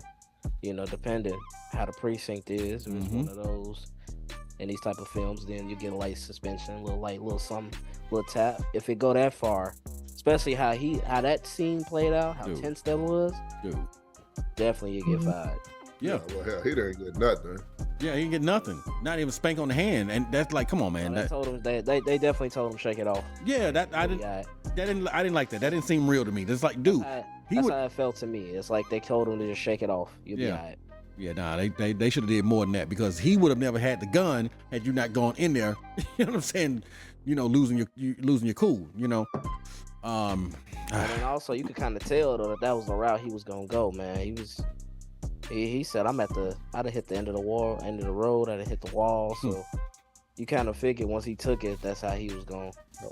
That's how that scene was going to play out. With him, man. Yeah, man. Crazy stuff. So, yeah, I was a little surprised about it. And I'm gonna tell you another thing too. While we on that other thing that would have got him suspended. Not only does that happen, but now he's in his feelings. He's upset about it, and so forth and so on. And what does he do? He goes to his desk, throws everything to the side, right? And we talking about, and then not only that, if that wasn't enough, grabs the keyboard and slams the keyboard on the desk. The keys are going everywhere, everything. And I'm like, nobody's gonna say anything. Nobody. You are destroying company property. You know what I'm saying? Like, man, I felt him in that moment, man. That was peak frustration right there, man. Oh, for That sure. was emotional. I think they just let it ride out because this is one of them cases, man. That's heavy. Yeah. You can tell he an officer that really try to stick to finding the results. So like, well, he solved every case. So like he solved every case. Well, exactly. Yeah, he gonna do his job, and if you doing something bad, you going to jail. Yeah. In the beginning, the wife asked him or said, "Hey, I heard your lieutenant said that you solved every case," and I'm like, pressure. You know what I'm saying? So what are you saying? You know what I mean? Like, I gotta find your daughter because I usually solve all the cases. Like, good grief. But anyway, my bad, dog. I know you were talking, but go ahead, man. No, you all good though. No, you all good, man, because it's true, and that kind of complements what I was about to say, because that pressure was just getting to him. Mm-hmm. That's all that scene showed me. That pressure was definitely getting to him. Yeah, without a doubt. And because he's usually a cool character. Especially because you got Keller over there doing his own thing, rogue, like Liam Neeson. You know what I mean? Bruh. Oh my God! Like I said, the chemistry between them two. You know, was one of the funniest parts for me. He was in the house the first time. He was trying to, talk to him and find some information out and so forth and so on. And he's frustrating Keller now because, sir, we're going to find it. Sir, let me do my job. And he's like, would you shut up and let me talk and finish my sentence? You know what I'm saying? Let me say what I got to say. And so then he goes out to the car and he's sitting in the car, man. And just the camera angle from it, you see Keller coming out of the door and he's sitting in the car like, man, oh my God. Oh, what this dude? He's like this guy here. You know what I'm saying? So I was just like, that whole little thing between them, man. And the fact that he was following him, you know what I'm saying? He followed him around and he's like, you wasting time following me. What are you following me for? You know what I'm saying? I'm not the one who. He said that because he like, man, look. And that's why, like, when that trash truck pulled up, I was like, man, he got lucky. Yep. He got real lucky right there, yo, because he was like, is that a cop? Man, let me go ahead and hit this liquor store real quick, he turned, boy, he did about face quick, did he? He's like, okay. Let me go ahead and get this bottle and make this thing look legit, because you know where he was heading to. You already know where he was heading. But yeah, man, so that was just funny, man. He walked right up on him like, why are you following me? He wastes no time. What you following me for? You know what I'm saying? You should be finding my daughter. You know what I mean? But you following me. Yeah, bro. So, but good stuff, man. I like I said, man, all of those things, there was so much going on. That's what I love about the movie. There was so much going on at one time that all tied back to that one thing. And, of course, I looked at the time again and it was around about 35 minutes, 36 minutes left or whatever. And I'm like, okay. Because I knew the part was coming because I hadn't seen it, but I'm like, man, I didn't realize it took this long. Finally,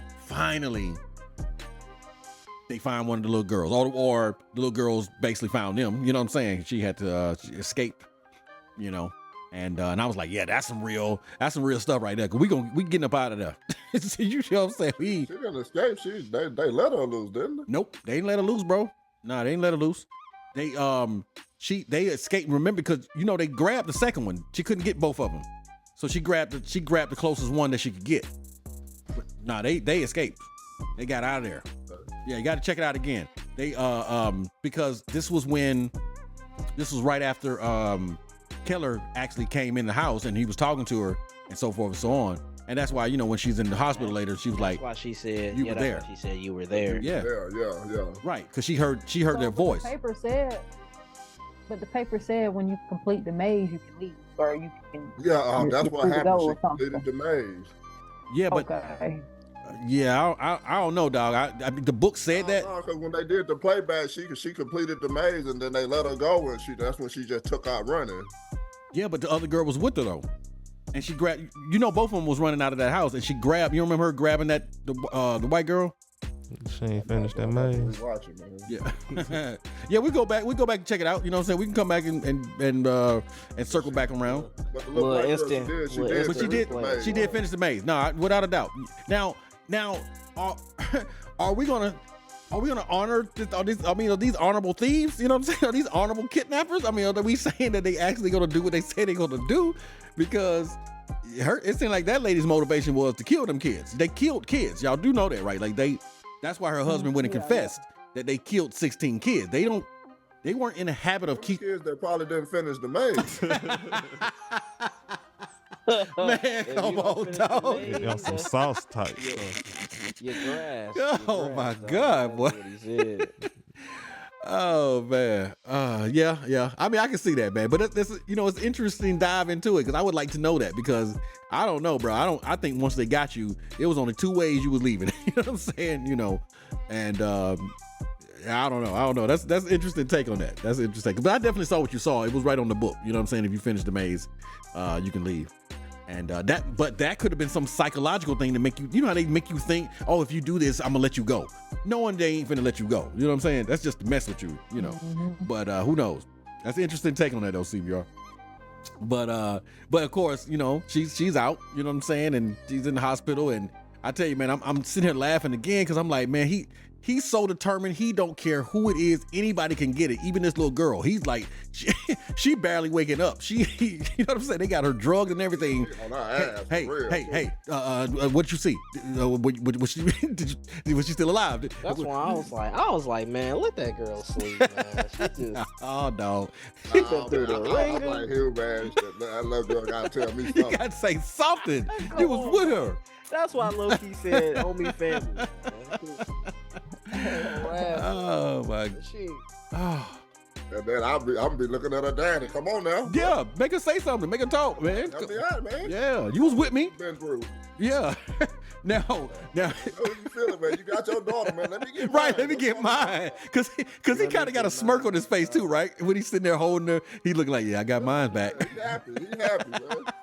Yeah, man. Well, you know what I'm saying? He ain't have to, stoop to the lengths that Keller did to get his daughter back. Yeah. Trusted the system, you know what I mean? Yeah, nah. He was like, nah. Finish that maze. He was like, that system ain't working. That's not funny. Because they won't even believe me when I'm telling him that he just said they didn't cry to that left. You know what I'm saying? So he ain't thinking about the system no more. The system ain't working for him. Oh man. But listen, man, he just reminded me something though when we talking about Terrence Howard's character because he was so timid and all that stuff there when he went to that house that last time. And I guess his wife, I don't know if she just, you know what I'm saying? I don't know if she just harassed him about it or whatever. But that next scene, they knocking on the door and he opened the door and it's the wife and she's like, have you lost your mind? The way he look at Terrence Howard, like, you told your wife? You know what I'm saying? Like, you know she was pressing. Where you at, man? All down for the day. Man, that look on his face was just priceless to me, dog. He's like, you told your wife. We needed answers. Oh. That's what that was.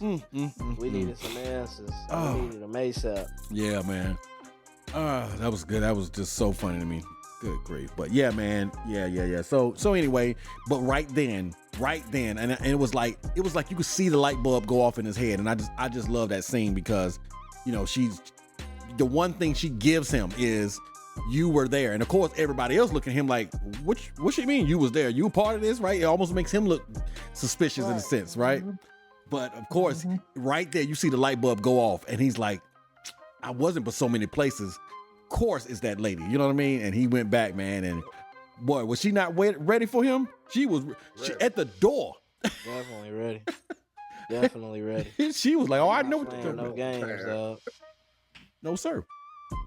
You ain't popping back up here late at night talking about some fixing my door. Boy, come on, boy. Boy, stop. You know what I'm saying? I don't fall for that. Oh, man. Who you talking to, man? Yeah. So, but what was that purple stuff, man?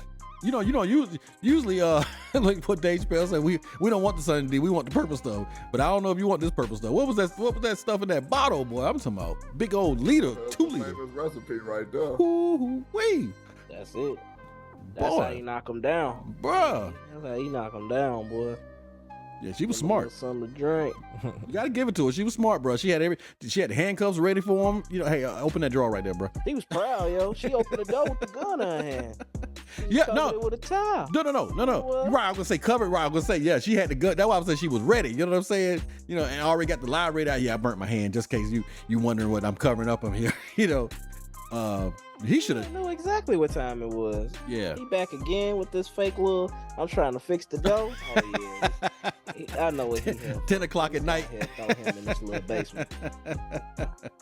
No way. Oh my God, yo. Yeah, man. Yeah. Which that was his fault. He should have. And if you already suspected her, you should have come in there guns a blazing. Like, ain't no. Might as well when you know you can overpower her. Yeah. Easy. He came the humble route. Yeah, dog. Yeah, and he had his back turned to her. Yeah, then he turned his back, Bree. Like, what are you really? You ain't never supposed to turn your back. Damn. Exactly. Yeah, so but she had something for him. He's like, yeah, I don't want to hurt you. She's like, I don't want to hurt you. So you need to drink this 2-liter right quick, bro, because you know what I'm saying. I'm about to put some hot ones in you, boy. But yeah, nah, man. She literally said you playing with the wrong one, OG. For real. Go ahead, drink that. Yep. Get right with God. Get right. There's some get right with God juice right here. Yeah. She put on. But man, if y'all go back, if y'all ever watch this movie again, every time they go to the house, just the fact that the Trans Am is in the background is right there. The whole time.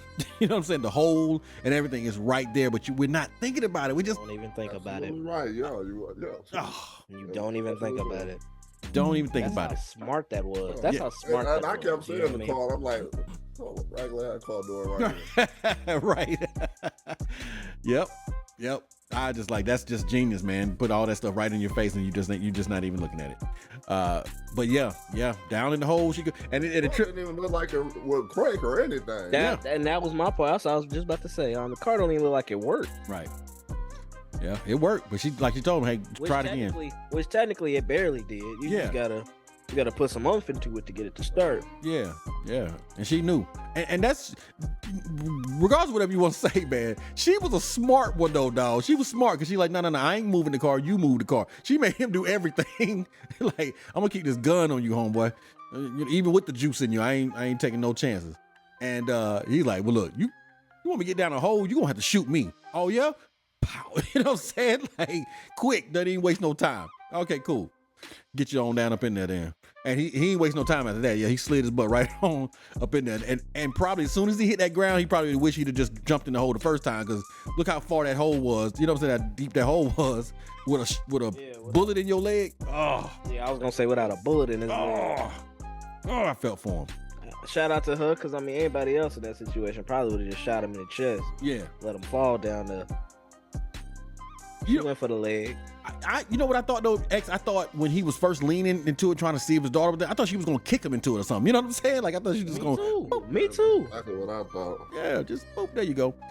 I thought that'd be more easier because she already got him kind of tranked down. Right. A little bit. You know, he already a little bit weak. Right. So she could kind of, but she literally wasn't trying to do a thing. She said, you go ahead. This is the hole I'm finna put you in. Go ahead, get in this hole. I'm gonna cover this up, and I'm gonna go about my business. Yep. And was cold with it too. Like, I hope you're alive so you can see me dump your daughter's dead body now. Like, oh, wait, boy, she boy, vicious lady. Mm-hmm. Oh, yeah, she was cold. That's too cold. Yeah, that's too cold, dog. Yeah, man. So of course, you know, and fortunately for that little girl, they told old boy to go and tell that, you know, they had found Alex. You know what I'm saying? Had that not happened, you know, they probably would have never caught her, you know. But I am tripping on one thing. Why is it in movies that everybody's door is unlocked? I don't get that. I know, right? I never understand that. Same thing. I never understand that. I don't know, man. It looked like Jay Gyllenhaal was doing some things to these doors, man. Like he knew how to, you know how to jimmy the doors and all that. In without kicking doors in. Yeah. But on that one, he just a slight little turn of the knob. Yeah, open it up. Slight little twist of the knob. Yeah, just, you know. And yeah, so I don't know, that part there was, like I said, questionable for me, but yeah, man. Of course, of course he goes in there and he sees the picture, and now it all comes together for him. You know what I'm saying? It's her husband, and then he knows exactly what time it is, man. And fortunately, he got to her right before she injected whatever she had in that needle into that little girl's arm, because it was almost a wrap. But she went out like a G. Like I couldn't pick up everything she said, but I heard she say something like, "I hope they cremate me" or something or whatever. She knew what was about to happen, but she was like, "I guess I'm gonna try to take him with me." Yeah, it was good stuff, man. I just thoroughly enjoyed that. How it was done, and of course the open-ended mystery of, it was cool how they, it started off with the whistle. That was the whole thing of what made the little girls want to go to the house, because she couldn't find the whistle, and obviously they did go to the house because they got the whistle, you know what I'm saying? And that's what we saw down in that hole, and I just thought that was, like I said, just great writing, bro, because that's what we hear. And the people, the police even said, the CSI even said, man, the ground is frozen. So you can imagine, man, they said they got to wait a week. We got to wait a week before we can come back out here. So he was not going to make it a week. You know what I'm saying? Blood pouring out his leg, cold and frozen. No scene wasted. No scene wasted, dog. Right, bro. Everything, like you said, bro, everything made sense. And I love it. And just to hear that faint little whistle, right? And you know what's funny? We don't know how long he was blowing the whistle, because they had the radio on, the lights are buzzing, they making noise, and it wasn't until they just shut everything down that you could hear that faint little, you know what I mean? Little thing of a whistle, dog. And that was just like, boy. So fade to black. I just want to imagine that. I just want to imagine that Detective Loki is the kind who won't give up. I'm pretty sure. Open-ended, I'm pretty sure. Yeah. He definitely, because like you said, especially how it played out, you know what I'm saying? It's dead quiet. He's scoping around the scene, just trying to sink it all in. Yep. And then he like, was that a whistle? Nah, that wasn't. That couldn't be. Yeah. Nah. Oh, there it is again. Yep. Okay, it's got to be coming from somewhere. Where is it? And then, like you said, the fade to black is the perfect, like, did he end up being found? We can only assume so. We can only assume. And if never know. And if he is going to jail though.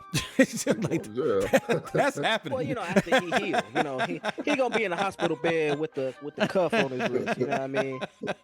You're still a suspect, but we gonna let you heal up in the hospital. Unless he's a Wolverine, so he'll just slice right on about him, and he'll heal fast anyway. You know what I mean? Yeah, you heard his wife at the end too. He's a good man. He just wanted to protect us. Yep. He was just doing, what he thought was right. Yep. And I won't fault him for that. That's He right. did what he needed to do. Trying to just remind him, what the situation was. Right. But at the end of the day, dog, you did that. Yeah, you did that. You got to do a little bit of time. You know what I'm saying? They might. I would imagine they would be a little light on them. Yeah, a little something. Yeah, because you can't just kidnap people and torture them. I mean, you know what I'm saying? Like, come on. Oh man. All right. Well, that right there is Prisoners, y'all. You know what I'm saying? Great movie. Please make sure you check it out. If you haven't checked it out, if you was wondering about it, please believe that it is a great movie. And I'll throw one last thing in here. The title is Prisoners, right? And you're thinking the little girls, obviously they were prisoners, right? Not just the little girls though, because at the very end, he himself became a prisoner. And I was like, wow, that's some good writing right there, dog. That's just some really good writing, because you don't look at it as him being a prisoner, because you're just thinking about the little girls, but he himself actually ended off being a prisoner. Ain't it something? Man, so that's therein lies the reason for prisoners instead of just a prisoner. You know what I mean? So yeah. Anyway, it was a multifaceted title, man. For sure. Good stuff, man. You could also say Alex and Bob were prisoners. True. There you go. They were kidnapped. There you go. You could play off that title for a lot of stuff in that movie. There you go. Absolutely. And they were well, especially Alex. He was old enough to walk off and do whatever, but he was a prisoner in his mind now. They had him mentally. He was done. which is why he was trying to. I think that's why he was trying to really like, he felt that was the only way he could get out of this. He could go out. He had to try to go out on his own terms. Yeah. Oh man, yeah, we can talk about them all day, dog. So many meanings and symbolisms in that movie. It's crazy. But what we got to do, y'all know how we do. You know what I mean? Got to throw some numbers on it. Got to let you know how we feel about it. So, who is that brave soul to go ahead and start us off with a little bit of numbers? I can go ahead and go. All right. Get it out the way. Keep it short and simple. First, I want to shout out that director. Dennis. Yeah. I did a little bit of research, and he did Sicario, Rival, Blade Runner, Doom. That makes sense. Yeah, so shout out to him. What a catalog. Yeah. Shout out to all the actors. I seen this movie a while ago. Like I said, I can't remember Price if you put me on or if I discovered it on my own. And I love the actors. The movie, the setup was good, so it had me locked in from the beginning. With the family getting together, and then it's like, oh, what's going on? And from there, it's like Hugh Jackman is like you said, he driving fast. Whenever it's like a sense of urgency. Everything. Every scene. So, and I think they did a good job of acting, because I believe Hugh Jackman is a father, so he probably drew from like inspiration. Personal experience. Yeah. Jake made me feel like he was kind of like in a noir film. That's how I kind of felt. Right. Paul, Alex Jones, he did his thing as that character that's social, kind of seemed like social awkward. Or it's like people might judge him like, what's going on with that kid? Or he's the town, the town might have that person that they talk about that they just might not understand, or it's just like, oh, he just stays to himself, or he's weird or something like that. So we get into the thriller of it all, the thrill of it all, and with the girls going missing and everything, we're trying to figure out who it is. I enjoyed that. I enjoyed the cinematography as well. Oh yeah. The acting, the writing. So with all that being said, and not going too deep into it, but salute everybody who played a role into this movie. For sure. I'm gonna give it a 9. All right. Yes, sir. Yes, sir. Absolutely. Well deserved. Well deserved. Yes, it is. All right. What you got next? Who's next? CBR X3. Who's gonna take it? I'll say it was a good thriller. It was an intense movie. Acting was good. The plot was good. There was some parts that didn't make sense to me, but the ending, I wasn't a fan of the ending. I really wanted to know a little more, but I guess it leaves you thinking, so that's cool.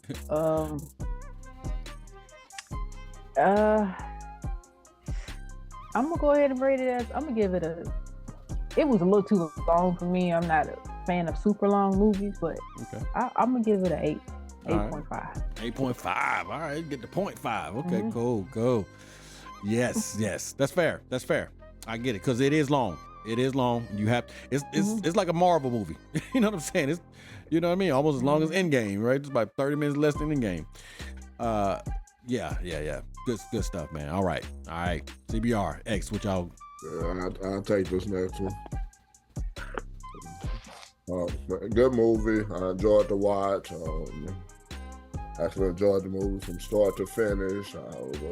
It kept me engaged, man. I really like the actors. I like Detective Loki, man. I didn't too much care for him at first, but then once I saw him, he was able to do his job, and he was good at his job. So, I honed in on his character pretty tough.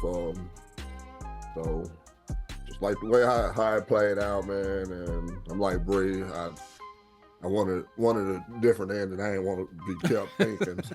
I wanted to know what happened to me. Yeah, like don't leave my stuff off no mystery. Tell me exactly what it is.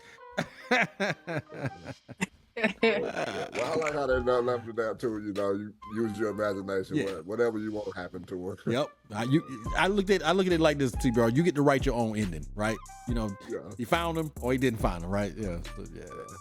No, because it tripped me out because I heard the whistle. I heard the faint whistle at the end too. I'm like, man.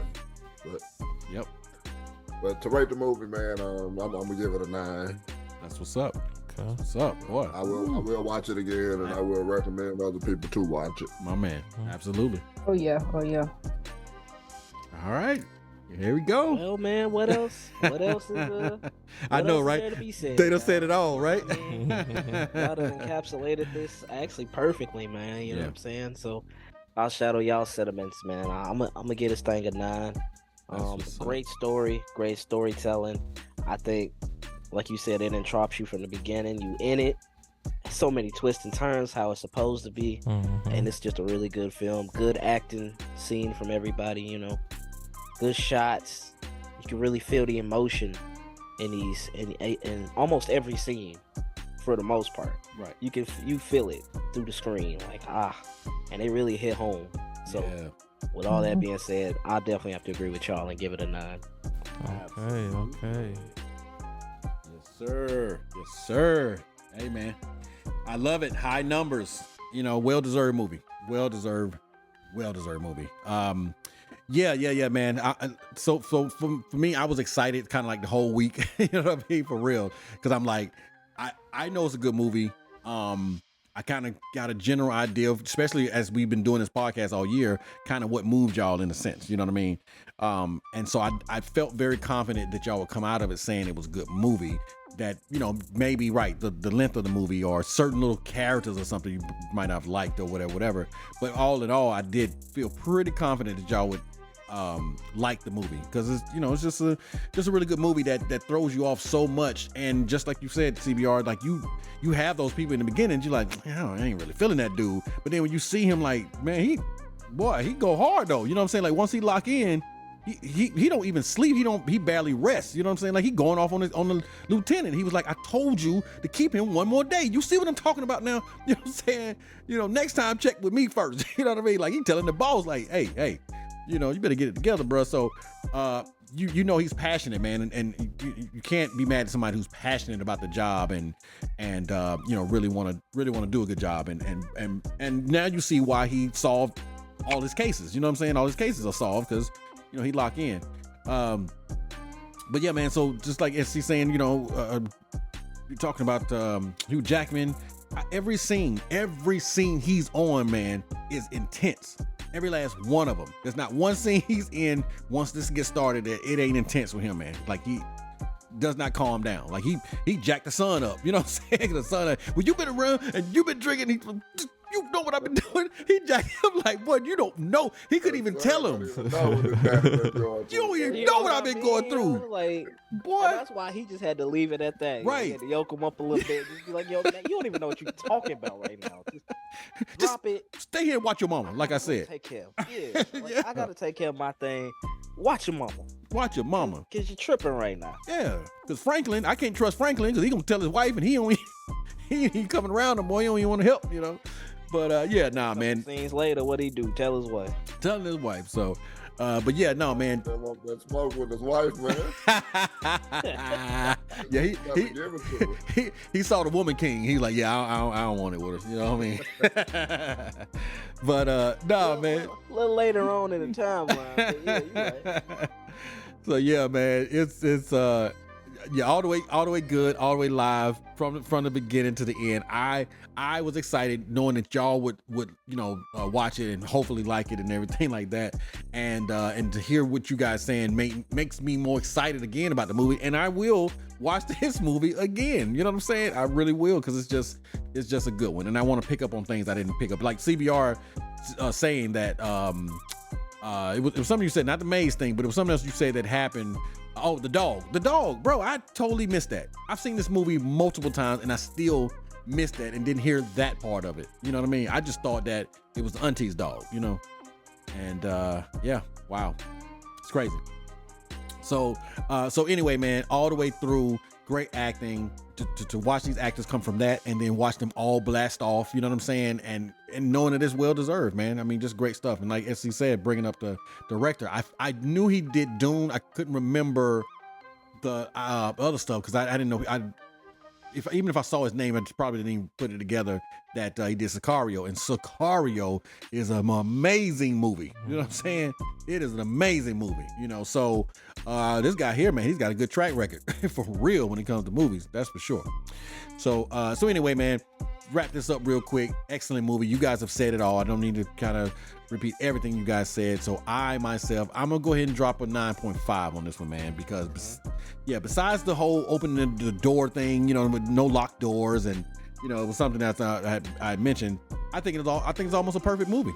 You know, I think it's almost a perfect movie, man. I mean, just all the way through. You know, it's long, yes, but you got to be honest now. As long as it is, you don't feel like you wasted your time, though. You know what I mean? Like you don't feel like, oh God, I can't get that time back. You know, yes, long, but well worth, you know, it to get to the end. You know what I'm saying? To have that feeling, even if it's open ended and you're like, but they didn't tell me. But I think they want you to have tapped in and got so close to Detective Loki that you know for sure that third time he heard that whistle, that's it. He's gonna find that sound. Like that sound is coming from somewhere. He knows he ain't tripping now.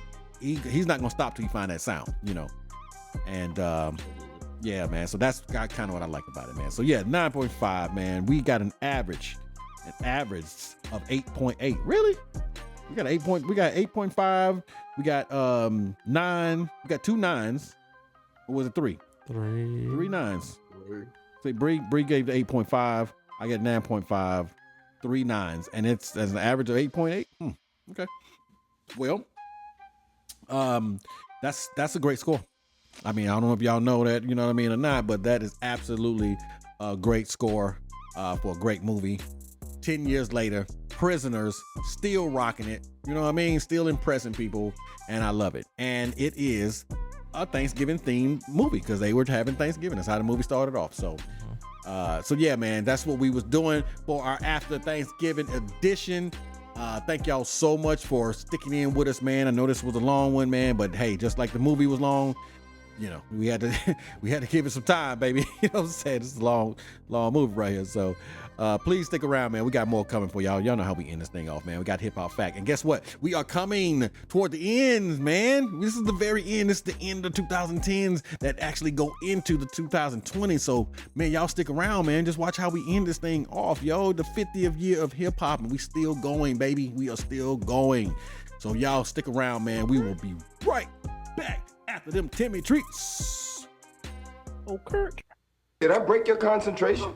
Yeah, man. All right. Hey, wonderful review. Wonderful review of the movie Prisoners, 2013. Okay. A movie 10 years ago is still good to this day, still holds up. And if you want to know why, please go back and check out that review. You know what I'm saying? Spoilers, though. Spoilers. You know what I mean? We dove a little deep into it, so just know there will be spoilers. All right. But now we are at our probably favorite, you know, segment. You know what I mean? Probably favorite from some of y'all because y'all know it's y'all toward the end of this thing now. You know what I mean? Y'all ain't got but a little bit left, and we're going to make this thing real quick because it is still the 50th year of hip hop. We are still rocking, and we want to make sure that we give everybody their props, you know what I'm saying, equally across the board. So we definitely got to shout out these ladies.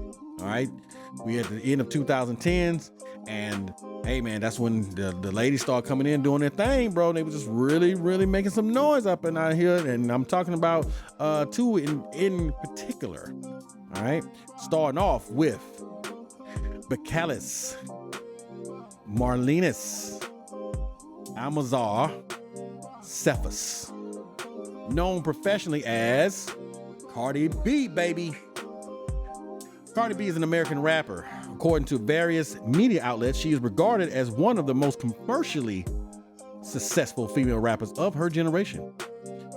Born and raised in New York City, she first gained popularity through videos shared on Vine and Instagram. From 2015 to early 2017, she appeared as a regular cast member on the VH1 reality television series Love and Hip Hop New York.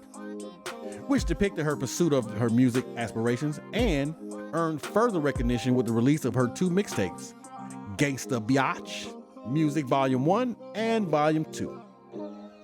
Her first studio album, Invasion of Privacy 2018, debuted at number 1 on the Billboard 200 and was ranked the top female rap album of the 2010s by Billboard. Critically acclaimed, it made Cardi B the first female artist to win the Grammy Award for Best Rap Album as a solo artist and marked the first female rap album in 15 years nominated for Album of the Year. It spawned 2 number 1 singles on the Billboard Hot 100 with Bodak Yellow, Say I don't gotta dance, I make money move. its lead single. Cardi B became the first female rapper to top the Hot 100 with a solo song in the 21st century and the first to achieve a diamond certified song by the RIAA with Wild, I Like It Like That. Marked the first time a female rapper attained multiple number 1 songs on the Hot 100. Her third Hot 100 number 1, the collaboration Girls Like You with band Maroon 5, made her the only female rapper to achieve multiple diamond certified songs by the RIAA. She has since released 2 singles, WAP, which we already know what that is, featuring Meg Thee Stallion in 2020, and Up in 2021, both of which topped the Hot 100 and other charts worldwide. Recognized by Forbes as one of the most influential female rappers of all time, Cardi B holds various records among women in hip-hop. She is the female rapper with the most number 1 singles, 5, on the Billboard Hot 100, the only to achieve multiple solo number 1s, and the only to earn number 1s in 2 decades, which were the 2010s and the 2020s. She is also the female rapper with the most diamond certified songs, which are 3, the highest certified female rapper of all time on their top artist digital singles ranking, and has 100 million certified units, which include album and songs, sold in the US alone. Additionally, she is the female rapper with the most songs with 1 billion streams on Spotify, where she also has the most streamed female rap album. She was the first lead artist to top the Billboard Global 200. Her accolades include a Grammy Award, 8 Billboard Music Awards, 6 Guinness World Records, 6 American Music Awards, 14 BET Hip Hop Awards, and 2 ASCAP Songwriter of the Year Awards. In 2018, Time magazine included her on its annual list of the 100 most influential people in the world. And in 2020, Billboard honored her as Woman of the Year. Outside of music, she became the creative director of entertainment magazine Playboy in 2022. Give it up for Cardi B. That's big. That's big right there, though. That's big. Yeah. That's pretty big. Our next artist, Meg Jovan Ruth Pete, known professionally as Meg Thee Stallion. She's an American rapper, originally from Houston, H-Town, Texas. She first garnered attention when videos of her freestyling became popular on social media platforms such as Instagram. She signed with 300 Entertainment in 2018, where she would achieve her mainstream breakthrough in the following year with the release of her singles Hot Girl Summer, featuring Ty Dolla $ign and Nicki Minaj, and Cash Ish, featuring Da Baby. The former peaked at number 11 on the Billboard Hot 100, while the latter became certified quadruple platinum by the Recording Industry Association of America. The latter song was also included on her commercial mixtape Fever in 2019, which was followed up by her extended play Sugar 2020, both of which peaked within the top 10 of the Billboard 200. In late 2020, Meg Thee Stallion released her debut studio album, Good News, to critical and commercial success, reaching number 2 on the Billboard 200. During the same year, she earned 2 #1 songs on the Billboard Hot 100 with her single Salvage, the remix, featuring fellow Houston native Beyonce, and her guest appearing on Cardi B's WAP. The latter of which became her first #1 in several international markets, including the Billboard 200 charts. In 2021, she was featured alongside Doja Cat on the remix of Ariana Grande's single 34 plus 35, which peaked at #2 on the Billboard Hot 100. She followed up the release of the debut compilation album Something for the Hotties in 2021, which peaked within the top 10 of the Billboard 200. It also spawned the single Thought-ish, which reached the top 20 in the US and earned a Grammy Award for Best Rap Performance nomination. In March of the following year, the release of her single Sweet as Pie with Dua Lipa promptly continued her success. In July 2020, Meg Thee Stallion was shot in the foot by Canadian rapper Tory Lanez during an altercation in the Hollywood Hills, California. Shooting was a major thematic element of her debut album, Good News. December 2022, Lanez was tried and convicted on all counts in relation to the attack on her. She has received several accolades, including 6 BET Awards, 5 BET Hip Hop Awards, 4 American Music Awards, 2 turtle doves, 3 turtles, and a apostrophe. I swear that's what I feel like I'm saying right now. She has received several accolades, including 6 BET Hip Hop Awards. Nope, not that either. She has received several accolades, including 6 BET Awards, 5 BET Hip Hop Awards, 4 American Music Awards, 2 MTV Video Music Awards, and Billboard Women in Music Awards, and 3 Grammy Awards. At the 63rd Annual Grammy Awards, she became the second female rapper to win Best New Artist after Lauryn Hill in 1999. Wow. In 2020, Time named her one of the 100 most influential people in the world on their annual list. Outside of music, she has focused on her education, graduating from Texas Southern University, TSU, with a Bachelor of Science in Health and Administration in 2021. She is also an avid follower of anime, with some stylistic elements of the genre present in her music videos. She cited some of her favorites as Attack on Titan, Black Butler, Black Clover, Bleach, My Hero Academia, Naruto, and Soul Eater. All right. Man's had to roll the R's with the Naruto. Yeah, man. I see you. That's all right, man. It's all right, man. Good stuff, girl. Good stuff, man. Give it up, y'all. Get up for Meg Thee Stallion. All right. Yes, sir.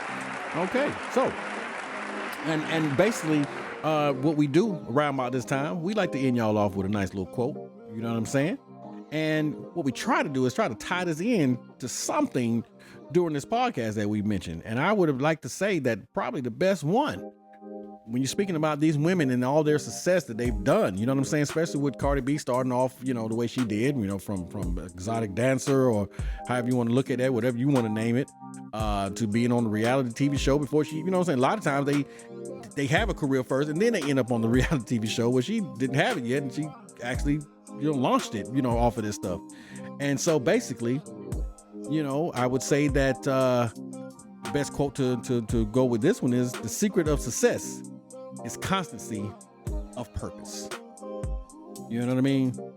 You know, so they stayed with it. You know what I mean? No matter what, you know, obstacles came, you know what I mean? They stayed focused on what they wanted to do, and it's all the way to the end. And they stayed the course. Absolutely.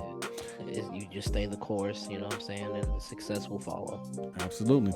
It's the road gets bumpy, man, but you gotta stick with it. You gotta do it. That's what you want for your life, and that's what you want for yourself. Absolutely. So that's just perfect, man. I'm you know, and I salute them. You know what I mean? I'm down for it. I'm here for it. You know, I'm proud of them. You know, doing their thing. They're opening doors, you know, for other women. They're knocking down doors. You know what I'm saying? Knocking over the barriers. You know what I mean? You know, trying to level the playing field a little bit there. You know, and I'm definitely here for it. So, shout out to those ladies. And man, we have made it all the way to the end of the 2010s, yo. It's time for the 2020s, baby. We up in here, man. So y'all stick around, man. Make sure y'all come back for the next episode as we go into these 2020. So for all you that's been waiting, that's like, oh man, all these boom bappers and the hip hops and the hippie, y'all been waiting for this right here. Well, we got you coming up. You know what I'm saying? We got some of that current stuff going on. So we might name one of your favorite artists, but you gotta stick around. You gotta come back to check us out to find out if we actually name your artist, man. So, but hey, man, listen. Appreciate y'all, man. As always, got the shout out. Couldn't do this without them. You know what I'm saying? So let me do it like this here. SC, yes. Appreciate you, homie. Coming through, doing what you do. Yeah, appreciate you, homie. CBR. Hey, man. You already know, bro. You know what I'm talking about? Yeah, we can't. The movie, man. Appreciate the movie. Oh, for sure. For sure. I'm glad you like it, brother. Glad you like it, man.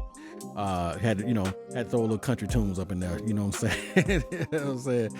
They was in the South. You know what I mean? That's for sure. X a million. Yeah. Appreciate you, brother. I know you got some things going on, man. Things you're doing, man. You juggling. You know what I'm talking about? You too, dog. You always come through, though, man. Appreciate you, homie. I appreciate y'all too, man. And last but not least, come on, man. You know what it is. Who is it, X? Who we talking about? Bodie! Yes. You know it. Yeah, Bree. Appreciate you, man. You know what I'm saying? Definitely appreciate you. You know, definitely wanted you to watch this because I know how you all about the kids, man. You know what I'm saying? You don't like people messing with the kids, man. You know, so. Nah. Yeah. Yep. I appreciate y'all. Absolutely, man. You know, and that movie is really good. So y'all go check it out. No doubt.